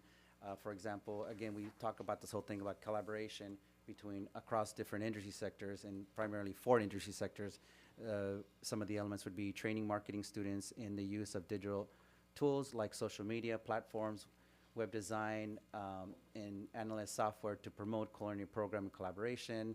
Some of the virtual collaboration would be implement project management tools for students to collaborate on the projects from initiating to planning to executing to monitoring control and to closing out the job as you would if you were going to do a project.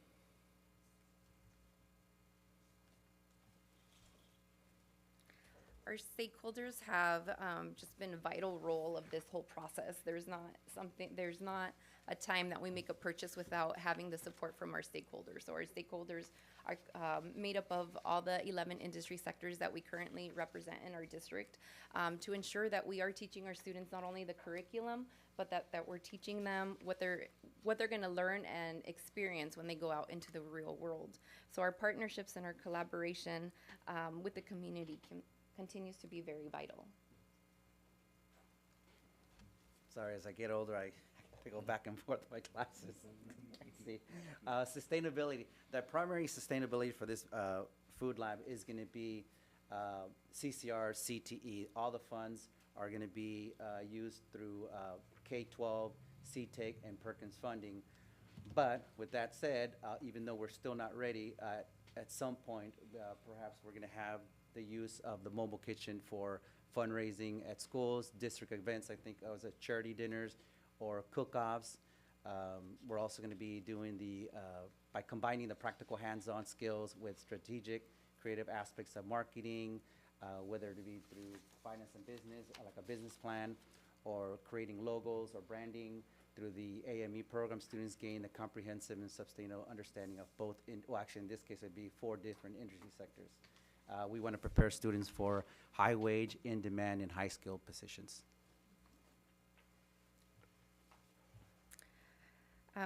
Our district does amazing things, and I think that sometimes they're not highlighted as they should. But some other considerations that we have taken into account is, you know, we want to provide our district to have the first rights of refusal, right, to do any type of work before we contract anything out.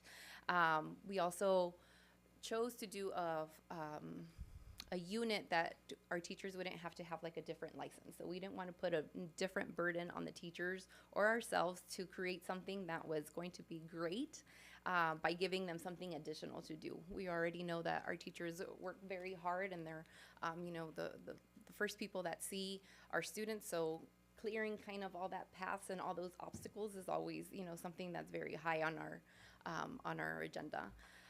All the preparing of the food is going to be done by the teachers and students, along with, you know, they must have a food handler certification. So even, you know, people in our office are food handler safety because, you know, we don't want to get anybody sick, or make sure that what it is that we're doing is always meeting the regulations that we should be following.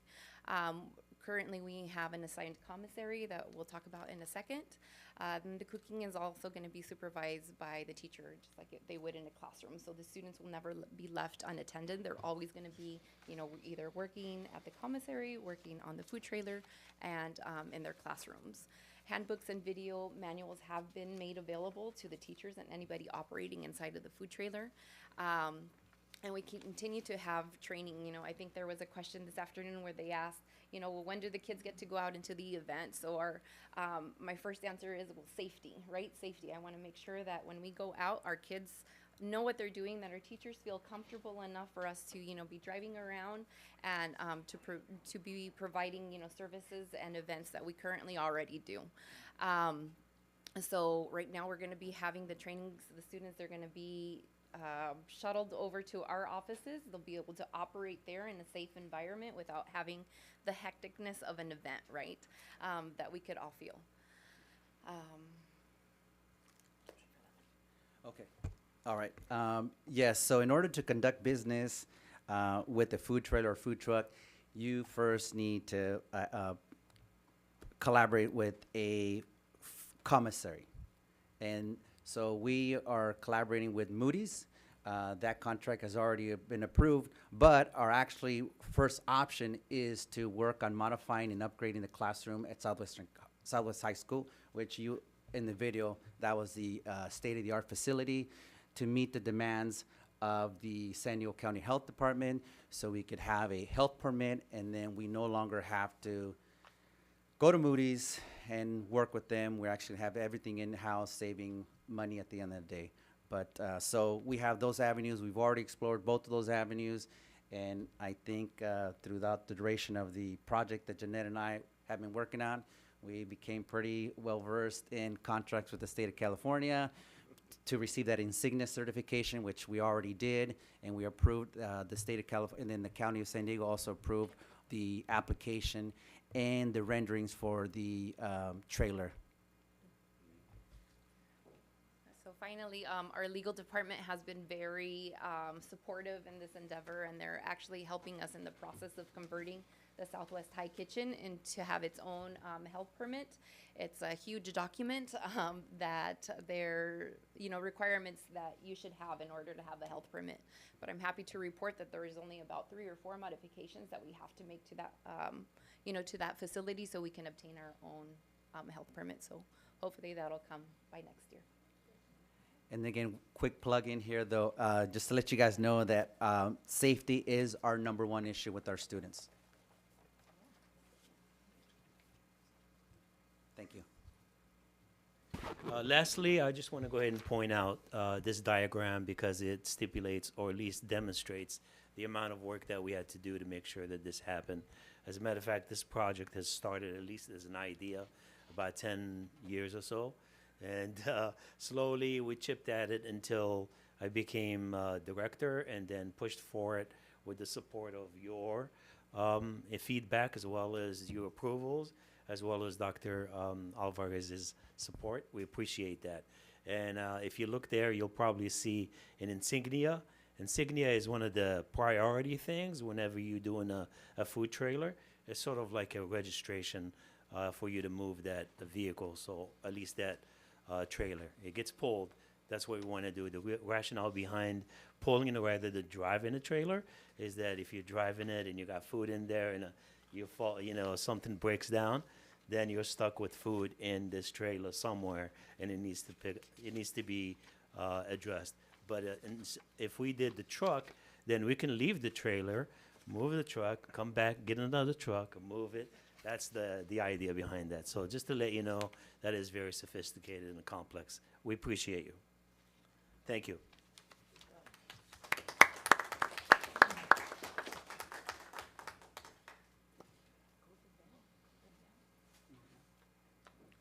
Go ahead. Good. President CBA, I would just like to thank you for that presentation. Thank you for all the work. I know I played golf with Brahim in the past, and I learned a lot about the struggles to obtain a permit, and which I know is not very easy, especially a health permit, right? That's like at the top of the list. But I know I truly appreciate this and this vision, and I think obviously, and well, I truly believe that our students are definitely going to benefit from this. Whether they if they just want to learn how to run a business or if they want to go to work. And a lot of our students, as we know, and we've said before, need to work right out of school, out of high school, maybe on their way to college, or just get right into the workforce and help out the family. I think these experiences and also what is key in there is earning certificates and certifications that you need to do that work when you're on the outside, and that's very, very important, and it's a valuable use of their time and everybody's time. So I truly appreciate this, and I really really big fan of work-based learning. That's just really, to me, that's how I learn. That's how, I'm not somebody who could read a book. I can read a book, but I have to read it a number of times for it to sink in. But if I can do it with my hands or watch somebody do it, that's a whole different story. Then I'm on my way. So I truly appreciate that kind of learning, and I really appreciate the effort in coming out of the department and superintendent and the board supporting these. I know all the board's very supportive of these ventures. They're expensive, but it's well spent money, and it's truly going to benefit our students. So I want to thank you all for this work and the work the CTE department is doing around this. I know there's a lot. You go to your logo, CTE, VAPA. That's just a ton of amount of work that's just wrapped up in that. So and I truly appreciate you all. Thank you. If I may. Oh, I'm sorry. I could do a minute. I would just like to say, wonderful work. Save all those notes. Golden Bell. Next year. And this is something that I'm pretty sure is very unique to our district. There may be maybe 2 or 3 other districts across the nation who may have something similar to this. So this is a very good way to show how our district is working towards providing students with opportunities that are not available in other places. Thank you. Dr. Guille? If I may, what I just wanted to comment on was to commend the team. If you saw that chart, each and every single one of those could have been a choke point and killed this project. And it's commendable, the persistence that you modeled, quite frankly, for our students. When you find a problem, you jump over it, walk around it, dig yourself under, find a lawyer who can kind of some language in the contract. But really, thank you for that persistence to allow our students to have these unique experiences, because in talking to some of the students out there, I think it's really unique, that experience they're able to have.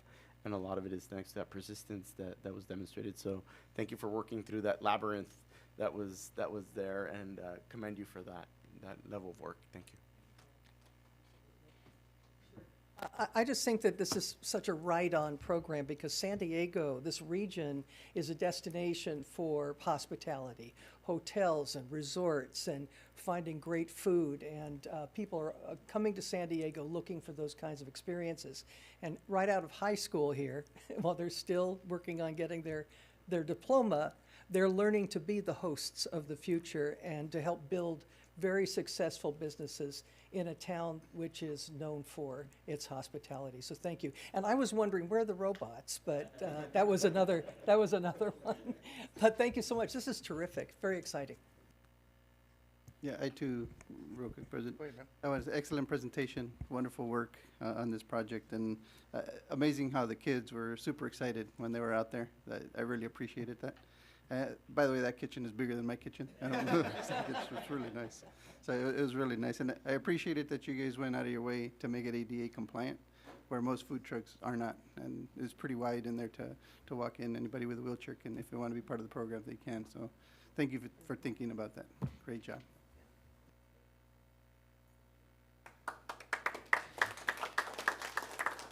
So the next item would be F3. Yes, sir. Any comments? Well, actually, I want to start off with a comment. We actually have really good news. My colleague and good friend, Mr. Paul Flores from Hilltop High School, an alum, just won an American Book Award for his book, We Still Be. It is published through Martillo Press. And if you don't know what the American Book Awards is, kind of like the kind of Critics' Choice Awards published by the Before Columbus anthology. And it's a big deal that someone that graduated from Hilltop, he lives in the Bay Area now, from our district won that. It's a really, really respected honor. So, Paul, wherever you are out there, I want to say congratulations one more time. Tell you we're really, really proud of you. If I may, President. Oh. Go ahead. You want me to? Okay, I'll keep it real brief, as she said. Thank you to our student rep for mentioning the voter registration drive. It's been very successful so far. And in fact, the crew has just wrapped up their session over at the San Ysidro Adult School. Anybody within the sound of my voice here, please, if you haven't registered to vote, do. Another great phase 3 of our CPR and AED training program, helping staff and students here in this district be first responders if it's needed. We're going to begin very soon training up our 9th and 10th graders in their physical education classes to know how to administer CPR and also how to work with an AED to help somebody who's in cardiac arrest come out of it and hopefully save some lives. And then those kids are going to be training our 7th and 8th graders. So it's a really exciting phase in this new program, and I hope that everybody will keep an eye on that. Also, we've gone a couple of rounds of training staff members. There are still many staff members in the district who haven't gotten trained. I mean, Mr. Segura was there, and we've had a lot of interest, but we could use more staff members coming in and learning these skills. Anybody interested, please contact Christina Fox over at our adult school, and she can help set up some more trainings for staff members. Thank you. Thank you, President Arcibia. I just want to say a few things with regards to the sports for middle school. I want to commend the staff that has been working on this, because my daughters are playing basketball, and 2 of them are playing basketball. One is in track, and it is amazing. So good job with all the work that they put in. So thank you for that. Also, with regards to the shooting last week, and a lot of students that were being interviewed were saying that they were able to hide and jump because they got a notice in the screen, and they heard the shots, but they didn't know what they were. But when they saw the emergency on the screen, they hid. So I don't know. I think it was a big contributor to lessening the amount of students being hurt or killed. So I don't know if we can see, if we can look into that system that they have or something similar, and see, so to provide to our teachers and our staff to see if it's, hopefully they won't have to need it or anything, but it just, when I heard a lot of the students saying that, I thought it'd be probably beneficial for our staff and our students and our community. And the other thing, if we can look into what Mr. Garcia mentioned with regard to community service hours, if it's becoming a big issue, if we can look into that. Thank you. I'll be brief. I attended the College Career Expo. More work for your department there at Montgomery High, and it was very, very well attended, and with students, parents, and everybody. Everybody was there, so it was really an exciting event. Not only the colleges, but they had a number of apprenticeship opportunities there, which is important, I think. It's a great path. And I just appreciated all that work, and just in speaking to some of the students that were there, I was asking them about it and how, what they were thinking, and it was very well organized, and I appreciate the effort in that. I also received, it's just not for me, but I received a bunch of thank you cards from the students who participated in the solar fair. Another one of your guys' things. So, but I would like to request a letter from the board and from the superintendent to be sent to IBW 569 and to NICA San Diego for their sponsorship of that. And so, and I can get Deanne the info. But I just wanted, that's really all I wanted to mention. And I have some school site visits set up, so I will be reporting on it in the future. Thank you. Alrighty. Like Trustee Segura, I also attended the College Career Expo, and this, I think, starting it an hour later made a huge difference because it was packed. In addition, having the students from Bonita running it live stream was also interesting, and it was a great experience for the kids. We got interviewed, and everything was going live. So then they were asking all kinds of questions, not just to us adults, but some parents and other kids. I also attended, let me see, what did I do?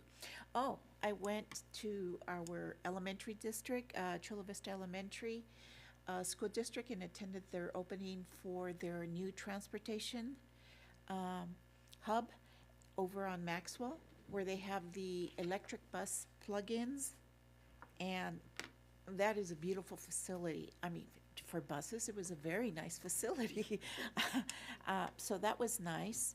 And something I'd like to mention, Dr. Sokol and her staff, her friends, and company on the general obligation bond refunding.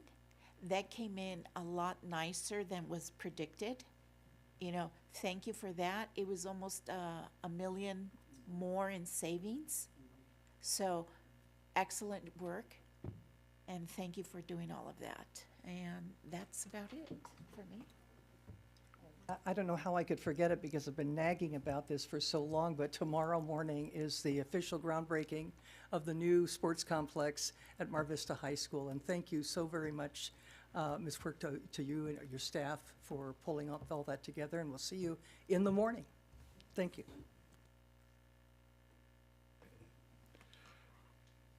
So we will move on to, without any further comments, we'll move on to F7, correct? Yes, I have one speaker, Lucy Ugarte.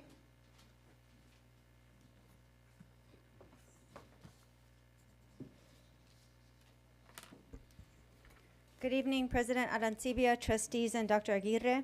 Lucy Ugarte, President, Sweetwater Education Association. I wanted to take the opportunity to thank you for extending the HighFlex MOU. Our adult educators have expressed the difficulties of a split schedule, and this MOU helps to alleviate some of the stress related to that split. I encourage you to visit our adult ed sites and please ask our members about the hardships they experience due to working a split schedule. But again, this MOU helps and it is appreciated. Thank you. No further speakers? Motion to approve? Second.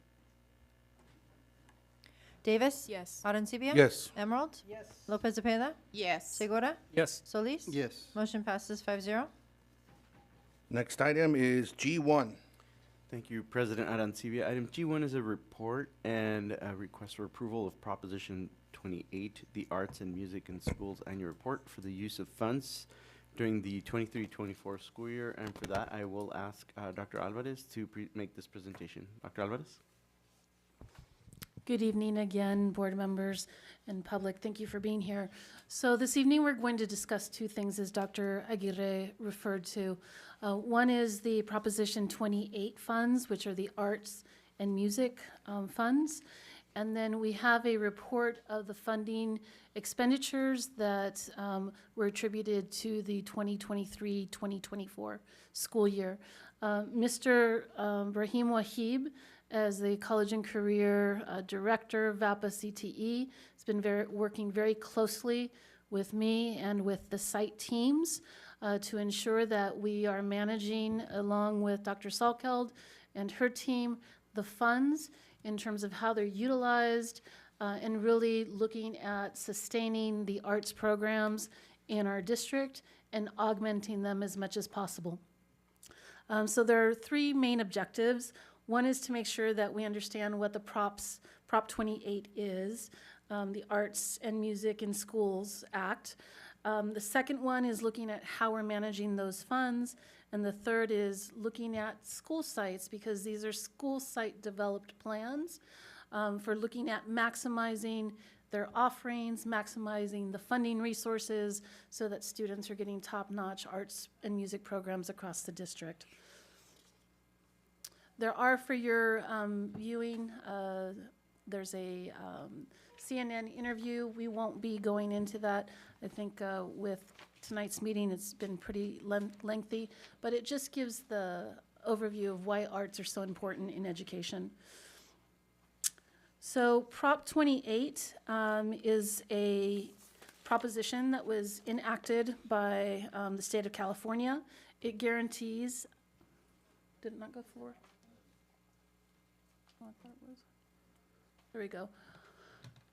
That establishes to supplement art programs. And so I think that's the key word. This is supplemental to the programs that are already in existence. And so they are not to supplant current funding. And so as a district, we're really taking a look at that, at how can we gain courses, offerings, and supports for our arts programs. Next slide, please. It's still not, let me try one more time. No, it's not working. Here we go. So this is going to be an ongoing, continuous funding source, and it comes in a 3-year cycle. For last year, as a district, we received $5.6 million. And the way that it's attributed is that 70% of the funds come from our previous year's enrollment, and then 30% is based on our students with free and reduced lunch.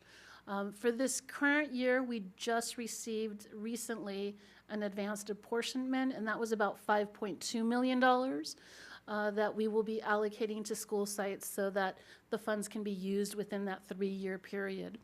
One of the elements that we really have to make sure that we're following is, because of enrollment decline, we need to ensure that we're not setting up a situation where we would be creating an undue burden on the district in additional resources. So we want to make sure that we're very judicious about how these funds are allocated and supported at school sites. It's working now? Thank you. Perfect. So as I mentioned, each school site is allocated funding. And so for this school year, each school within our 712 auspice has been allocated funds to their sites. Sites are also working very closely with stakeholders and their teams to ensure that the funding is based on school needs. So their school assessments, conversations with the community, so that the programs are augmented. I have like serious questions about this. I mean, first of all, Montgomery Middle is not even listed here. I'm sorry, what? Montgomery Middle is not even listed here. So this has a partial listing, Okay, then- but we'll provide you a whole list of And all the then I schools. want to understand the funding here. I mean, how can a school like Hawking that has, I mean, from my understanding, has maybe 250, 300, 400 students, be getting the equivalent in funding for example, some of the high schools in general? And I'm very, very concerned about how this was punched out, because it doesn't seem to follow a rhyme or reason, or kind of a rational kind of explanation from what I'm seeing. But I just want to be very, very, I mean, we can finish the presentation. I just want to ask what had happened to Hilltop and how the funding form numbers had come through. But let's move on. I have another question. My question is, this is for schools, correct? This is for schools, yes. So I like to know why the district office has an allotment. There's a 1% administrative that's allowed from the Prop 28 funding. Okay, so this is administration. Administrative fees. Thank you. So the way that we get the information is that the CDE releases the allocations based on, once again, that 70% funding formula plus the 30% free and reduced lunch. But we can provide that in an update to the board so that those elements are seen. I think my question is, are the schools themselves being able to talk? I mean, if I see a smaller school like Hawking receiving that kind of money, it seems that somebody's either really instructing them well as to how to apply for this and giving them support, whereas the schools that are perhaps not receiving as much in high schools, right, or middle schools, are not being instructed on how to apply and how to be supported. Yeah, Does that make sense? so this isn't an application process. This is an apportionment that's given based on your enrollment numbers. So we could look at that. Yeah, I mean, it would seem, I mean, does it not seem kind of counterintuitive that a school that has 300 students is going to receive more money than a school that has 1,200 students? Maybe that is Hawkins combined, I'm not sure. We would have to look into that. Yeah. Look into that. Our highest enrollment in terms of the largest amount that we have is at Sweetwater High. It's a little bit over $480,000 that's been allocated to Sweetwater. So each site is responsible for developing a plan based on their community and schools' input. Brahim, do you want to go ahead and talk about this one?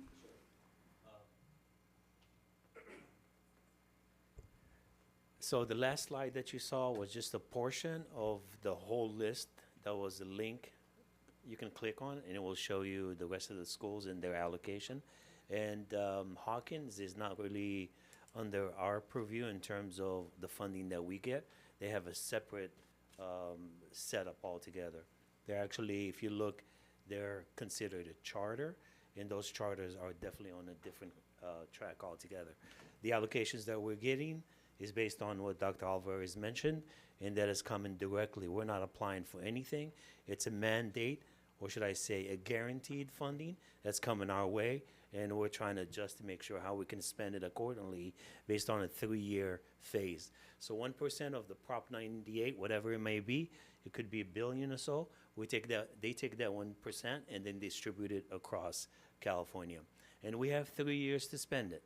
If we don't spend the allocation each year within 3 years, it rotates. See the 3 years right there? It goes right back to the 1%, which goes back to the general funding, and then it's distributed again across California. Our general funding or the state's? The state general funding. So it's use it or lose it. Yes, exactly. Step Okay. Also, some of the Can I ask a question guidelines. there? Go ahead. So when did we receive this money, and when did the schools receive the money, and then when do they start the planning of how they want to spend the money? Thank you. Yearly. Yeah, so that's a great question because that partly explains some of the delay. I'll ask Dr. Sokol to describe when we actually received the money. There's a couple of important benchmarks here. One is when we actually received the money. I think the more critical piece is we were waiting for the state of California to issue its audit guideline, because in the past, when districts have utilized funding and it's outside of the scope of the audit guidelines, the state could come back in and basically claw back some of that funding. So we wanted to make sure that we had clarity around what the state's expectation. And that did not come to our district until fairly late last school year. Again, I'll ask Dr. Sokol to verify that date. I believe it was around April, late April. But Dr. Sokol, can you describe when we actually received the funding, when we received the guidance from the state of California in terms of the California audit guidelines, and kind of where were we at what point of the school year were we? Sure. So good evening, everyone. So the district received these apportionments was back in January. We got the initial $5.6 million. The monies associated with that came in different increments. It came through the apportionment every month that the district received, so we got that all the way through June. And as Dr. Geary mentioned, we were waiting for the audit guide to be released in April, so then those monies were not utilized. But we have that 3-year window, as Dr. Alvarez had mentioned. So we did include it in the budget plan for 24-25. So we just kind of continued with that. So it is accounted for, that 5.6 in the budget when we brought that to the board in June. And then as Dr. Alvarez mentioned, we just received the allocation for 24-25.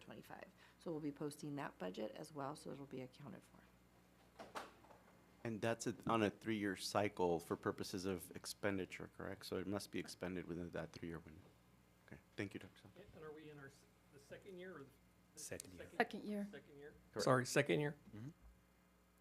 And I have to commend the district for doing that, delaying, or should I say, being cautious about the rules and guidelines from the CDE in terms of how we report. Because we delayed that moment for a moment, now we know exactly what we have in the front of us.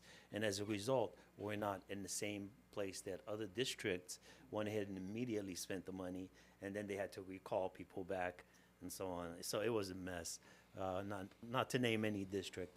So one of the guidelines that guides this whole funding expenditure issue is the 80-20. 80% has to be in staffing and 20% has to be in supplies. So if you are a school that has everything you need and you don't need to hire anyone and you get funding, that 80% becomes more of a challenge. So as a result, we worked with our principals to give them some options and some ideas about how they can pursue how to spend that funding in the 80-20. So that's one. So as you can see, Proposition 28, I gave them the 80% possibility, and that is a link that they can click on, and it shows them all the spreadsheets. Sheets. And then 20% is also a resource for those principals to click on it, and they see more options about how they can spend that 20%. We're making sure we want to guide and stick within that rule until we decide what other options we want to pursue. I have a question regarding that. Yeah. So it says arts teachers, arts education coordinators, and arts integration specialists. How many folks within the leadership of CTE, VAPA, have experience with any of that?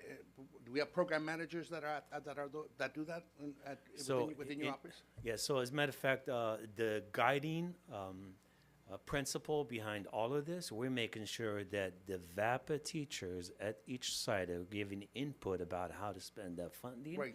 And I hear you, but I mean, and then at do we have CCR? anybody in leadership with a vision that's creating this? You understand? Yes, I asking, understand. yeah. No, I'm sorry. I was just and I just want to see if do we have anybody in the leadership? Yes or no? Yes, we do. At program manager level here in the district? Program manager, not yet. We're getting ready to hire that. Do we have a TOSA? So we are hiring a TOSA for the we don't have a position. TOSA. We don't have a TOSA. That's my question. I think it's important for us to have at this level, folks will have arts education background and TOSAs and program managers, both of them. You know, I think it's really important because I think that guides the vision. I think what happens is this is looking at what I'm seeing so far, it feels very siloed. Does that make sense that everybody's doing their things in their site? and there isn't this kind of understanding of, hey, with collaboration, what's going on, the larger vision. And that's what I'm asking. I just wanted to get clarity on that one. Thank you. And Dr. Arancibia, I think the direction is to really look at that collaboration. So we do have some sites that are working, for example, sharing teacher positions or sharing some resources.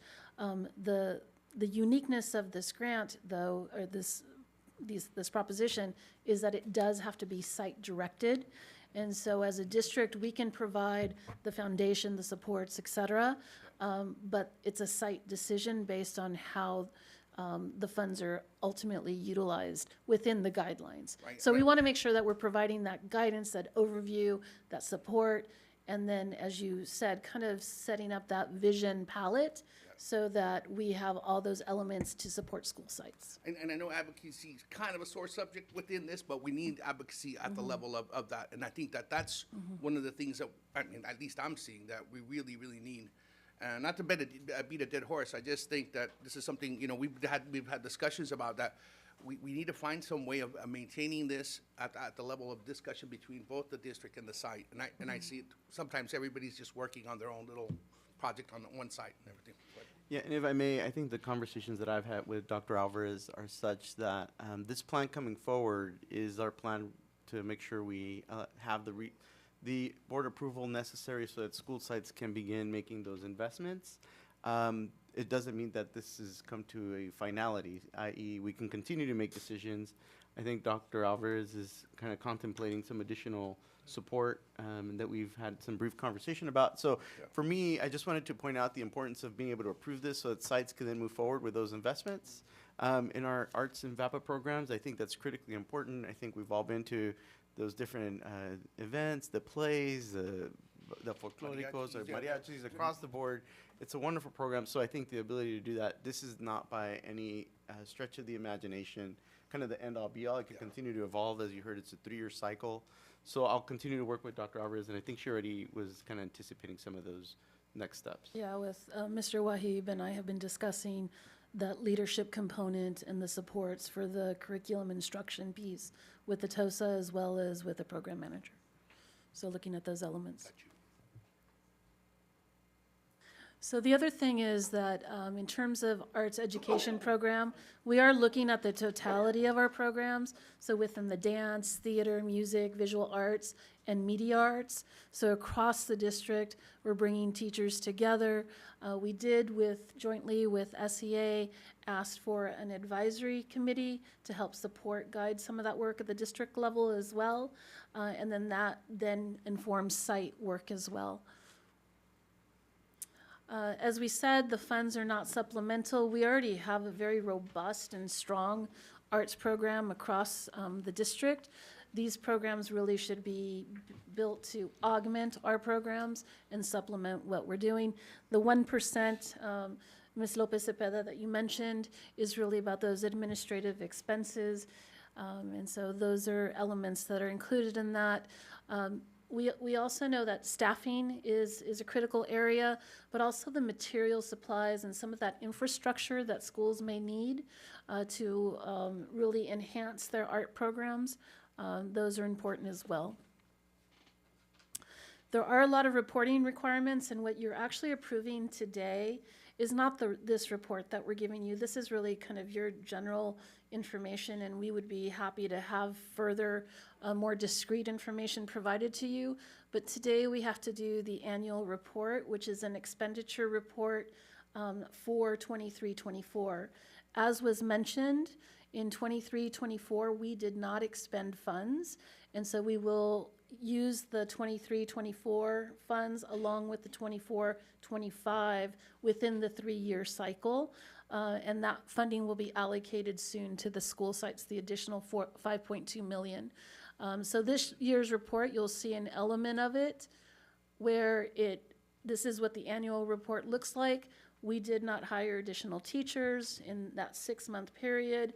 It wasn't until late April that the audit guide was provided. And so we've actually stated that in our justification that we did not use the funds because we wanted to make sure that we weren't penalized for using them inappropriately.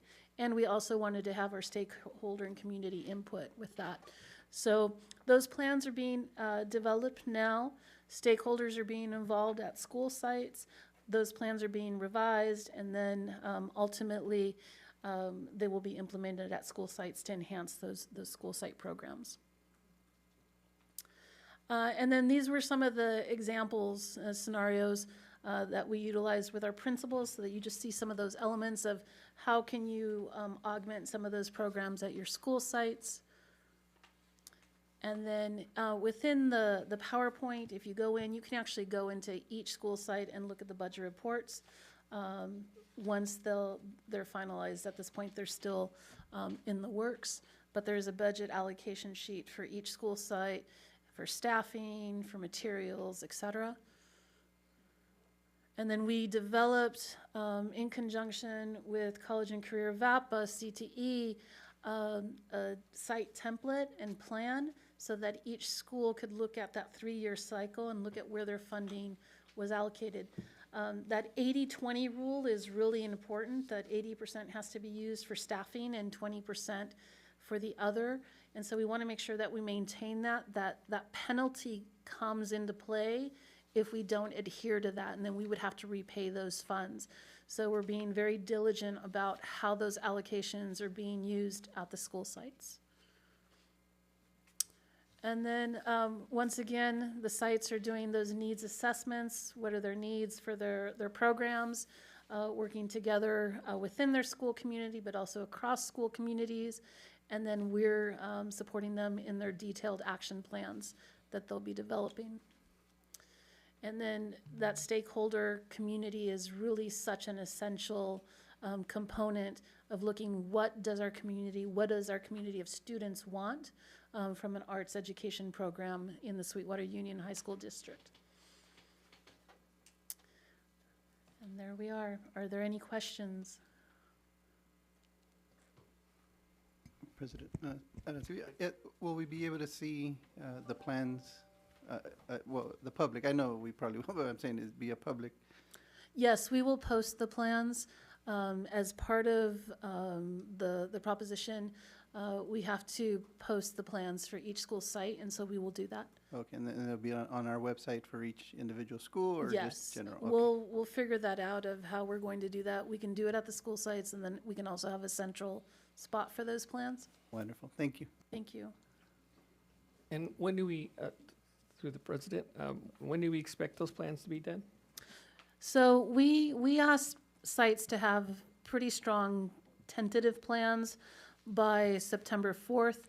Mr. Wahib and I are reviewing them to make sure that they're aligned with that 80-20. And so I think within the next 2 weeks, they should be pretty much completed so that we have all stakeholder involvement, we have the plans ready, and then we'd be able to post them or bring them to board if that's something that we so choose. Yeah. Or you know, if we could just, because you know, there was a line there on that on the report where it said students served. That's what I want to see, is just like the number of students served. So if we can get an update when after the plans are approved and all the money's there, and you know, down the road sometime I might not even be here, but I'll still look. Yeah, so definitely on a yearly basis, we have to provide that report. So that would be something, but we could do it kind of preemptively to see how many FTEs are being allocated, those types of things. And I'm not trying to be adversarial, but what I'm catching a lot of questions from my constituents asking, hey, where's this money?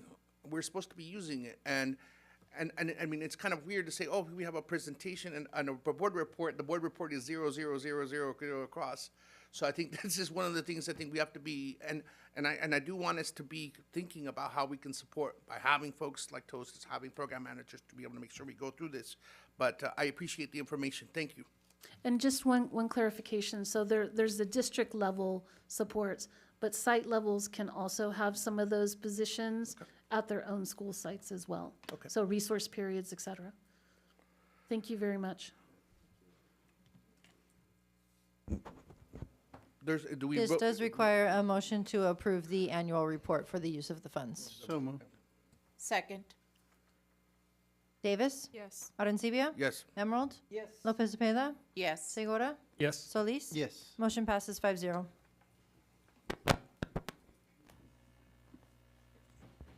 Item G2. Yes, I have one speaker, Elizabeth Luensing Garcia. Hello again. So tonight I want to discuss the $272,000 allocated to the CARPE network for the district's ongoing work in improving college access. While this funding is intended to support valuable data-driven meetings and analysis, I believe it's crucial to consider how we might more effectively utilize these resources to directly benefit our students. The $272,000 is earmarked for meetings led by the CARPE network, focusing on data collection and analysis for continuous improvement. While this work is important, it does not directly address the immediate needs of our students. The funding does not provide additional staff to work one-on-one with students or support our counselors who are already stretched thin. In addition to the $272,000, respective sites are using additional funding for teachers on special assignment to support CARPE's college readiness initiatives. As mentioned in previous board meetings, counselors have not been given the opportunity to apply and be considered for these CARPE support positions. Counselors find themselves having to train the CARPE TOSAs on how to support students through the college application and financial aid process. Something's not making sense here. There are two issues. The $272,000 could be better used towards hiring additional counselors whose primary focus would be hands-on support, college and career support to students, and the CARPE support TOSAs that are supplanting the work of school counselors. Again, as Ms. Vallejo mentioned earlier, we're not building capacity in the talented counselors that you have. Let's focus on placing resources where they will have the most immediate impact, supporting students directly. We can better address the gaps in college access and provide students with the comprehensive support that they need. Thank you for considering this perspective, and thank you for your continued commitment in enhancing our students' opportunities for success. Thank you. Thank you. No further speakers. Second. Davis? Yes. Arancibia? Yes. Emerald? Yes. Lopez Zepeda? Yes. Segura? Yes. Solis? Yes. Motion passes 5-0. Item G4. Yes, I have one speaker, Lucy Ugarte.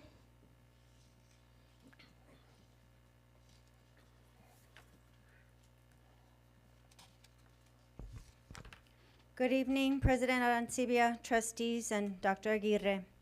Lucy Ugarte, President, Sweetwater Education Association. There's a bad word circulating in Sweetwater. One that elicits anger, frustration, and can turn a happy person into a venting, ranting, unhappy individual with one utterance. It's Infor. I don't know one Sweetwater employee who is happy or even satisfied with Infor. I've been attending board meetings since I first began working in the district. I've attended regularly since the early 2000s or so, and I've missed maybe a handful of meetings since September of 2018. I was sitting up front and next to the presenter pushing for the purchase of Infor. I remember the public comment and the pushback with regard to the initial purchase of Infor by the previous administration, and again, a different makeup of the school board. Infor doesn't have the ability to communicate with PeopleSoft, the San Diego County Office of Ed payroll software. Since then, various extensions, upgrades, and improvements have been paid for, and it's not gotten any better. In fact, from my observations, it's worse. It wasn't until the CTE teachers were evaluated and placed on the salary schedule that I began to understand the overwhelming task it was to do this in Infor. I began researching and gathering information about this time-consuming input ridiculousness of this product. An admin assistant at a site told me that inputting one person's payroll, let's say extra duty for working a football game, takes 36 steps. And if someone worked that same football game, the copy-paste function only allows for each section to be done one at a time, so it really saves no time. They said, I'm doing payroll until 7 p.m. multiple days in a row. When I asked this staff person, so if I said to you, you had to do all of the librarian's book orders and budget transfers, what would you say? The response was, I'd pull my hair out and have a meltdown. And by the way, Librarians can't do budget line transfers. We have to do them, and it's cumbersome, taking time away from the work that I need to do. Infor has made me cry. Friday, at a site, I overheard an admin assistant tell an AP what used to take 10 minutes maximum is now a minimum of 35 minutes. Infor has created onboarding concerns. It takes so long to get a teacher in the system, I'm sure more than 36 steps. It has created payroll and reimbursement delays. It's almost the end of the quarter, and there are still teachers subbing in positions that they accepted on day one because it takes so long to input one person into the system. I'm glad to see that someone had the foresight to only renew for a year. It's no bueno. Thank you. No further speakers?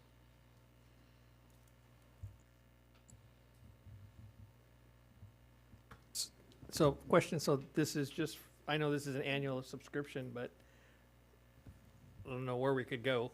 But this is just for a year. So this And subscription. just, you know, that's due to the concerns that I've heard tonight, and we all heard tonight in other meetings prior to, just curious.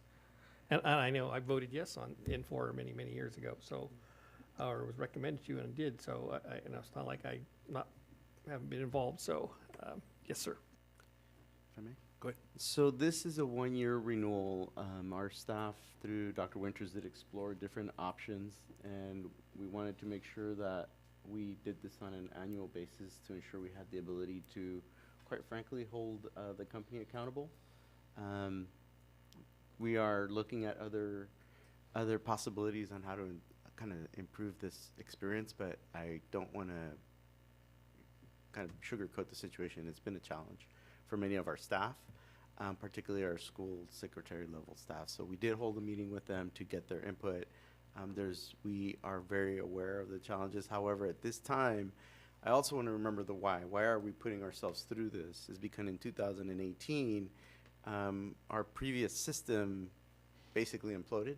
Yeah. And we didn't have the ability to have a system that had any credibility with all the agencies that oversee us. At that time, it was the County Office of Education, the Fiscal Crisis Management Assistance Team, always known as FICMAT. And so we're really down a path where this is, again, year one of implementation on the financial side. On the payroll side, this is only the first kind of cycle. So there definitely needs to be improvements, and anybody who doesn't acknowledge that, I don't think has they're not living in reality. We need to improve this. So we are looking at some options. We're going to have to work through those with some of our labor partners, and we're definitely, that's our commitment to work through those, but we are aware of those. However, this is a critical system for maintaining the ongoing operational viability of the district. And so, again, just kind of at this point, we're in a difficult situation.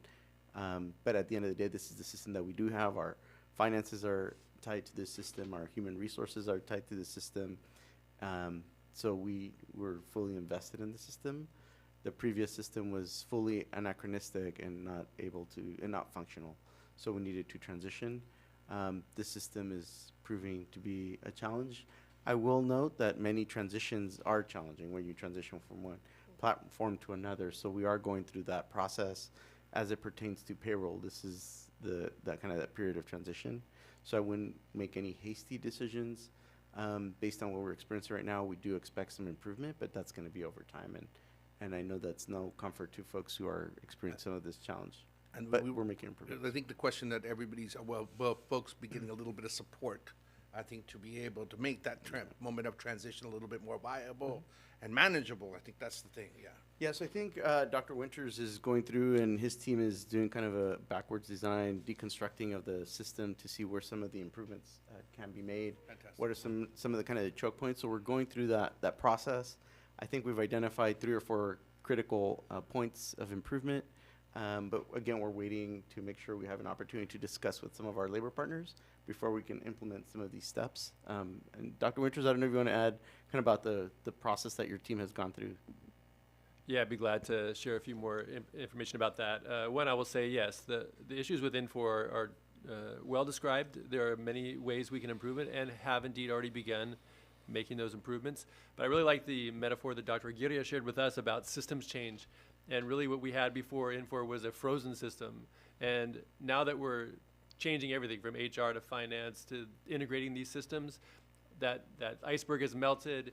Soon we're going to freeze again. Our goal at this time is to build better systems. Because when people think the only problem is Infor, that's not true. Our systems are the problem, in that they all need to get better. There's a lot of opportunities for us right now to look at how we do every part of our system and improve them for the long haul. So that will be a difficult challenge ahead of us, but I think we have the right folks looking at the problem in the right way. We work really collaborative with site administrators or administrative assistants to let us know what the issues are so we can address them. And so what my promise to you at the board is that you will see improvement, our staff will see improvement. It may be slower than they like, but it will get better every day and every month, and that's our goal as we move forward. And I want our labor partners to understand that it's not like we're turning a blind eye or being deaf to this. We have actually made very, very serious attempts to be able to address these issues. And I thank you for continuing to bring it up, but understand too that we are very, very seriously looking at this. All right? Thank you so much. Just one more question, sir. Shoot. So, first of all, I'd like to say that Dr. Winters, we should bill his time to Infor for having shouldn't say that Agreed, Your Honor. online. But and I'm glad we are going to try to hold them accountable too. That we've spent a lot of money, as we know, a lot of money on this system, and I'm glad you reminded me and everybody, Dr. Winters, that there is multiple systems here, and it's not easy anywhere. Right, and especially with change, and I just hope that we're supporting the folks that are having to spend more time and doing whatever we can to help them. That's it, and I'll make a motion for approval. I'll second it. Davis? Yes. Arencibia? Yes. Emerald? Yes. Lopez Zepeda? Yes. Segura? Yes. Solis? Yes. Motion passes 5-0. Item G8. 8. Yes, I'm sorry. Pulled by Mr. Segura. Yes. So I was super happy to see this. I believe we are a very green organization, and we keep proving it over and over. And I think this is another step. I've had prior experiences with San Diego 350 a number of years ago when I was at IBEW, and they were telling me how things were going to change and this was going to go on. And I was a believer of electrification of stuff and sustainability. They were ahead of knowing the direction, with climate change and climate injustice. So they have a very good staff there, and I'm happy to see this, and I will make a approval of G8. A motion? Thank you. Second. Davis? Yes. Arencibia? Yes. Emerald? Yes. Lopez Zepeda? Yes. Segura? Yes. Solis? Yes. Motion passes 5-0. Item G11. Yes, I have one speaker, Elizabeth Loensen Garcia. Hello again. So thank you to district leadership for joining the free resource California College Initiative, Guidance Initiative, also known as CCGI. The counselors have been advocating for access to CCGI since 2022, which will allow students a one-stop shop for their Sweetwater Union High School District transcript, their completed A through G courses, their UC CSU applications, as well as access to their California Web Grants information. I heard Carpe did some nudging to get our district to join CCGI, but I'd like to think it was the advocacy of our school counselors for the last 2 years that finally got our district on board. So thank you. No further speakers. Motion to approve. Second. Davis? Yes. Arencibia? Yes. Emerald? Yes. Lopez Zepeda? Yes. Segura? Yes. Solis? Yes. Motion passes 5-0. We've done item G13, correct? So we will move on to item K1. Yes, I have one speaker, Elizabeth Loensen Garcia. Okay, so I'm speaking on behalf of one of the other counselors who have shared their experience with the Center for Mindful Relationships, which is one of the consultant agreements to be approved tonight. The counselors say that the therapy offered to our students through CFMR is excellent, and our students definitely benefit from their service. They are a wonderful resource to our students who are experiencing mental health challenges and past trauma. My colleagues did want me to share that they are the main contact at their sites for CFMR.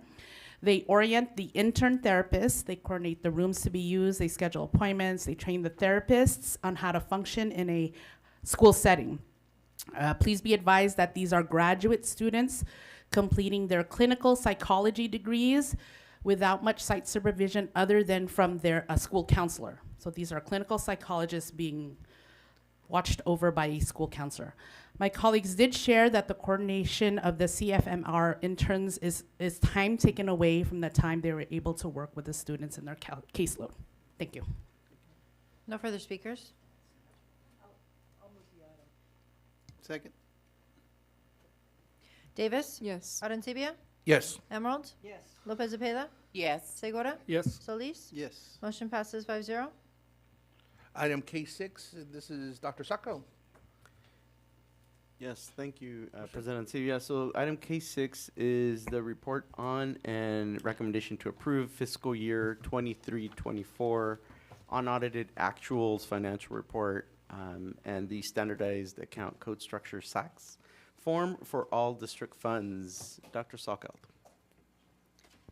I'll wait for, there we go. So good evening, President Arencibia, Board of Trustees, Dr. Aguirre, and our cabinet and the community. So what we're presenting today is, or this evening, the unaudited actuals for fiscal year 23-24. So I'll go here to the next slide.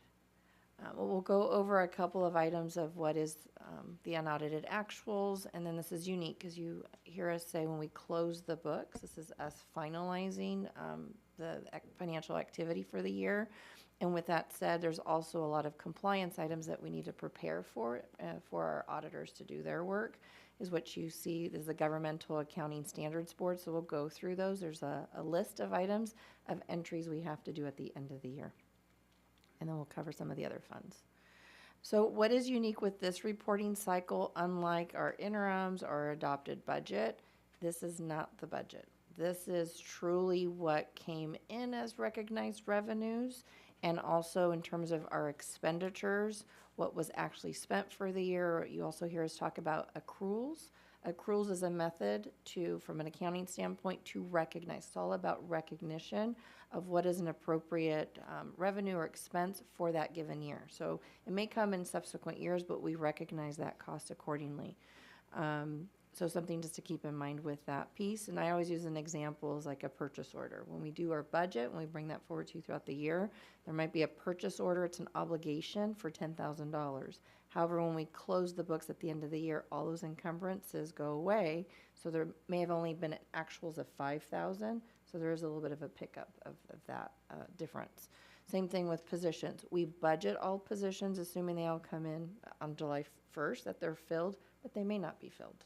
So there's some vacancy savings, and you'll see that in a little bit as well. So again, this is us finalizing the year, and we'll also start then with our unaudited actuals with our audit team. On this particular slide, I just like over the last few years, us kind of knowing where we've been. I've heard a few comments earlier about 2018. So kind of gives you these bookends, right? And over the course of the last few years and the work that's been done collectively with a lot of district stakeholders. So in 2018, if you note there at the bottom line, our fund balance was negative $3.5 million. You've seen the progression over those years, and what we're presenting in that last column is about $266 million. But with that said, this is also attributed to the systems that we've put in place. Position control was a significant gap that was identified in 2018.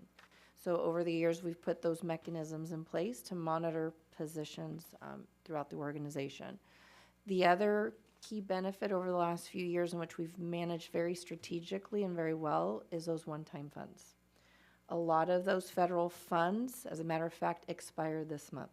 So like the ESSER 3, that expires this month. We've did a lot of work working closely with Dr. Alvarez and her team through the year-end process of looking at expenditures that were applicable so that we can maximize those one-time funds. Dr. Aguirre and I, we were getting a lot of communications from the CDE checking in on the status of the spend down.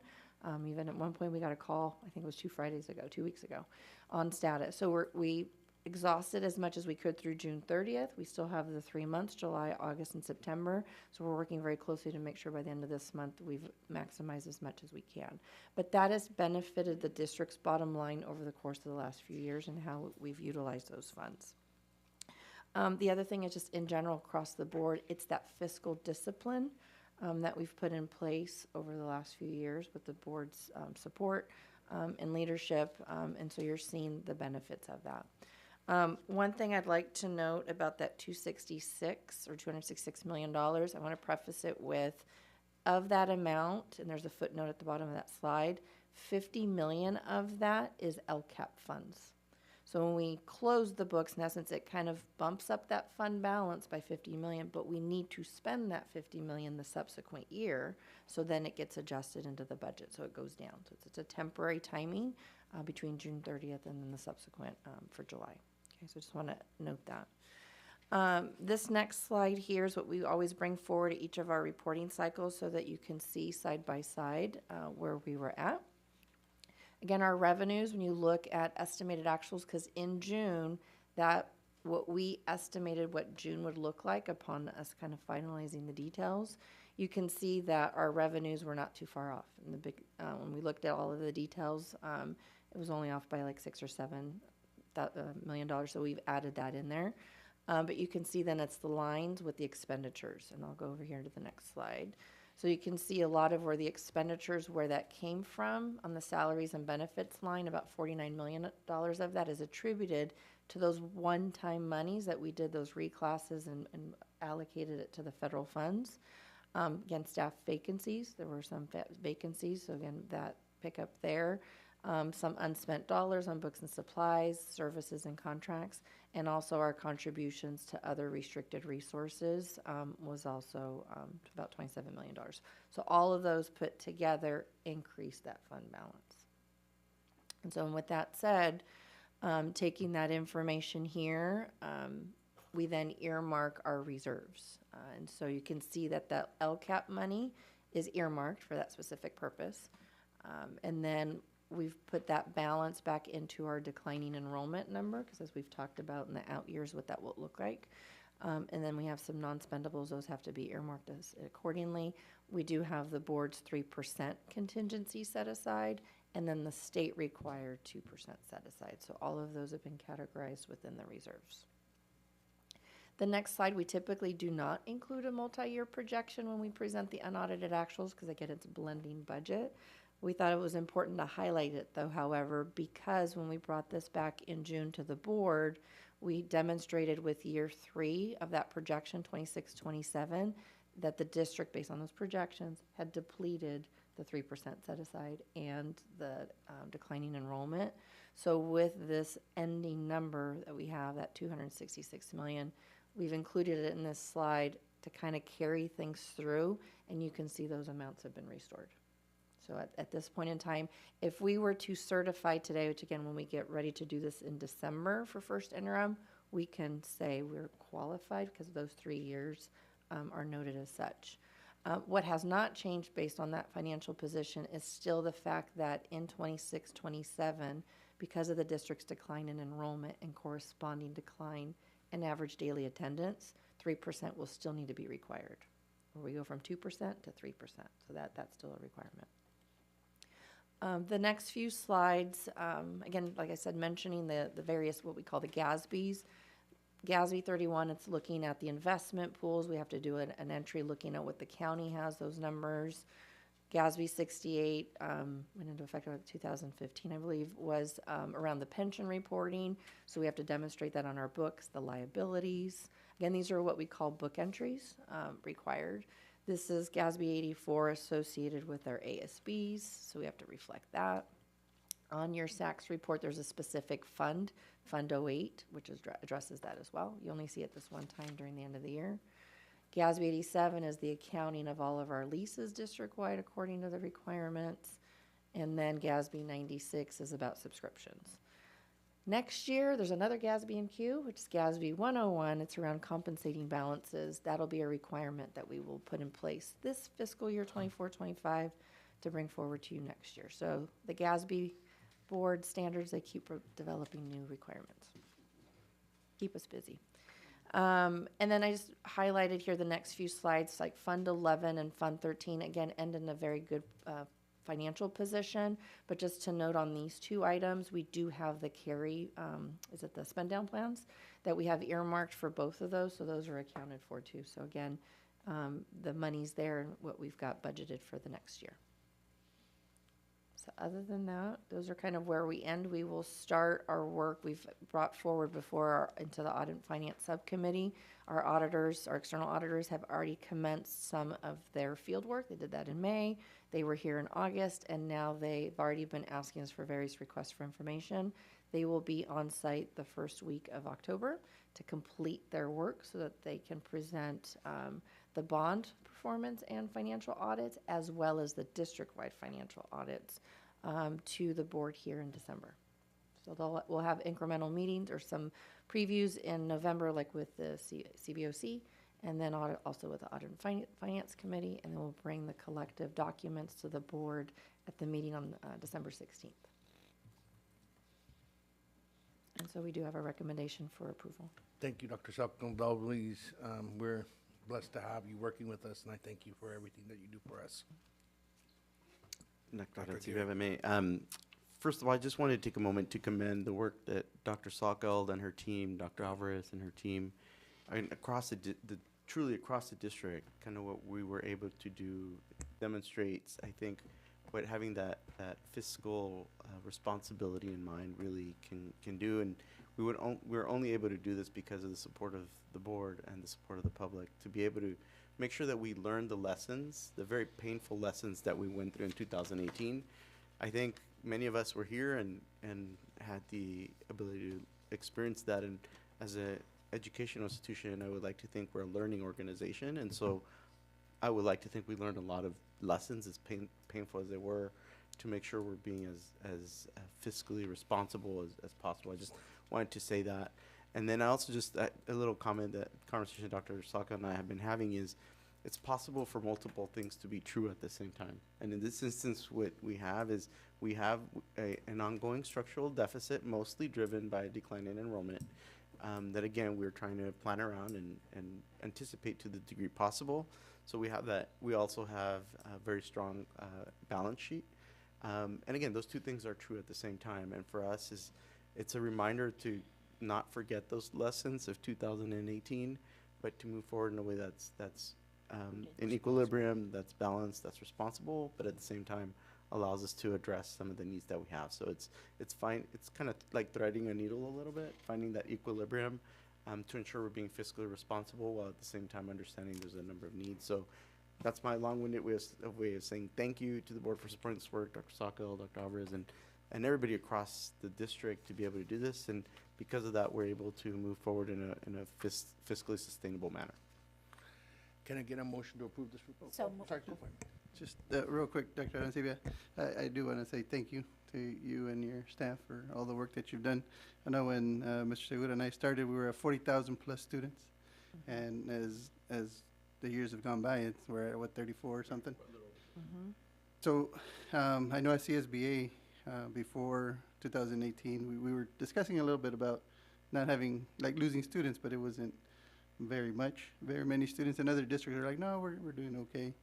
But I think it hit us first, and we felt it in 2018, and there's still a lot of PTSD there for it's one of those things where it just seems like not too long ago that the financial situation really hit us. And I'm proud that this staff thought about the line item to put in for declining enrollment. And now many other districts are doing that because it's something that's happening across the state of California. So thank you for that, and I really appreciate the hard work that you guys put into this. So thank you. So with that, Well, Mr. President, you're going to move this item, but also what we heard tonight, and we hear whenever we invite the public in and we're listening to ideas about new innovative programs, we're setting the stage to bring more students into the district, because they have an opportunity to learn professions and go into a field that may be of interest to them and help them support themselves going forward. And especially with the CTE, all of these great programs that are being developed here. And as we combine that with the forward-thinking approach that our auditors are taking to make sure that we've got money where we need it and that we're all well informed about what we can do and should not be doing, I think we are setting the stage to bring more people back and build confidence. So, yeah, I know, knock wood, but I believe in that. I do. So, and I'll second your motion. Move. Davis? Yes. Arencibia? Yes. Emerald? Yes. Lopez Zepeda? Yes. Segura? Yes. Solis? Yes. Motion passes 5-0. Item L1, pulled by the public. Yes, it was pulled by Angelica Martinez, but I believe she left. I'll make a motion to approve L1. Second. Davis? Yes. Arencibia? Yes. Emerald? Yes. Lopez Zepeda? Yes. Segura? Yes. Solis? Yes. Motion passes 5-0. Item N4, pulled by the public. Yes, I have one speaker, Juan Pablo Garcia.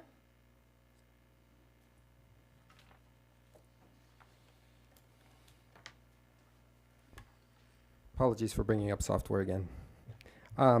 6 months ago, I stood in front of this board and pleaded on behalf of teachers that we not replace Illuminate with Formative, a not ready for primetime platform that lacked basic functionality for test administration.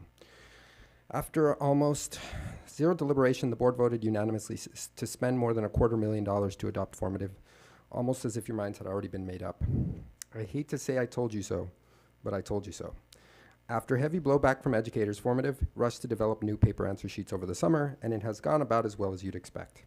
Well into the school year, most teachers don't have access to the feature, and even those that do are not impressed. The answer sheets do not support multiple version exams, and electronic scoring is currently unreliable due to a known scoring bug. What's worse is that Formative isn't even all that great when it comes to what it was supposed to be its strength, online testing. Aside from software incompatibility with certain devices and lockdown browsers, it also lacks online testing features that other programs have had for years. To give you an example, during the pandemic, I used Jupyter Grades for online exams. Jupyter lets you create multiple versions of one question, and upon reaching that question, the computer randomly selects one of the versions to appear on the student screen. For just a 10-question quiz, with two versions of each question, that's more than 1,000 version sequences that could possibly arise for you math geeks. Jupyter could do that in 2020, but all Formative can do in the year 2024 is randomize the order of questions and/or answer choices. Talk about unimpressive. It appears on the agenda that the Formative team has now asked for tens of thousands of dollars more to add features that I warned you ahead of time were lacking before its adoption, pushing the total spending well above $300,000. That's concerning to me, not just as an educator, but as a taxpayer. I recently surveyed teachers at my site and discovered that 67% of surveyed teachers, as of this point, well into this school year, aren't using the software at all. 58% are using Jupyter instead, and 42% have reverted to paper grading. I asked two teachers as part of this survey to share any comments they'd like regarding the switch to Formative, and I will leave you with some of their comments, which were submitted to me anonymously. Online, teacher one, online testing all year is a pipe dream at this point. Classroom reality, unreliable Wi-Fi, students forgetting laptops, BYO devices, and district desktops without software doesn't allow it. To roll out a platform without paper backup was just another half-baked, top-down money waster. Through mismanagement, a good idea is doomed to failure, creating ill will and reinforcing a pushback reflex from teachers. I'm tech positive, and this was demoralizing to see. Teacher two, all teachers should have been provided training before the school year so that teachers could feel prepared to create assessments for their classes. Teacher three, not training us before taking Illuminate away was cruel.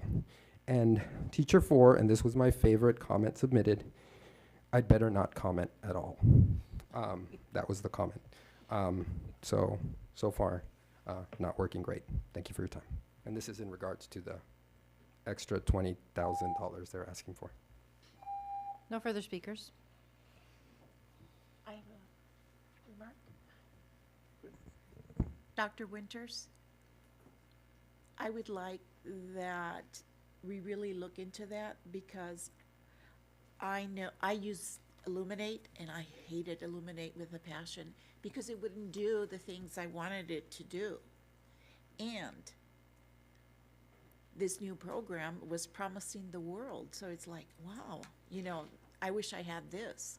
So if we can look into possible training and fixes to make this feasible for all the teachers, not just some of the teachers, because there's nothing more demoralizing than being given something without the proper training and it not performing to the standards that were promised.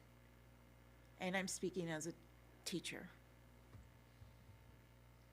And I am curious, Dr. Winters, if you've heard anything from teachers or the Positive? usage or, no, just positive, negative, whatever you've heard. So I can't say I'd rather not comment. No, I wouldn't do that. Actually, no. I mean, any system that is new has pros and cons to it. We have done training. We, for example, last spring had over 100 teachers who worked with SUHSD, our assessment TOSA, to build assessments informative for this school year so that we can use in the December end of course exams. We just had a training date, September 3rd, of 90 teachers who were trained on formative who are willing to come. On top of that, Ms. Orozco has been meeting with PLCs one at a time or school departments to share how to utilize the tool. And because of the popularity of the training we did last week, we're offering more throughout the year, beginning second quarter. So we're welcome to go out to any school that needs support, East Lake High or others, at their PLC level to support them. So one thing I will say about Illuminate is that we never reached 100% implementation across the district. In fact, I'm not sure what tool we've ever reached 100% implementation. We're not there with formative. It may never meet the needs of every teacher, but our goal is to make it meet the needs of the vast majority in the time that we have. It is a one-year contract, and so at the end of the year, we'll analyze whether it's met those benchmarks and bring that back to the board, whether we will continue to seek it or not. But many ways PD has been offered and will be offered as we go throughout this school year. Thank you. Yep.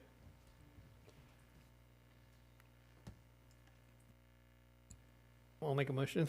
Second. I'll put my name on it. Davis? Yes. Arencibia? Yes. Emerald? Yes. Lopez Zepeda? I guess. No comment? What was like the last one? Well, I better not comment. There you go. All right, yes. Thank you. Give it a year. Segura? Yes. Solis? No. Motion passes 4 yes, 1 no. And with that, I think we've come to the end. We are adjourning for the night.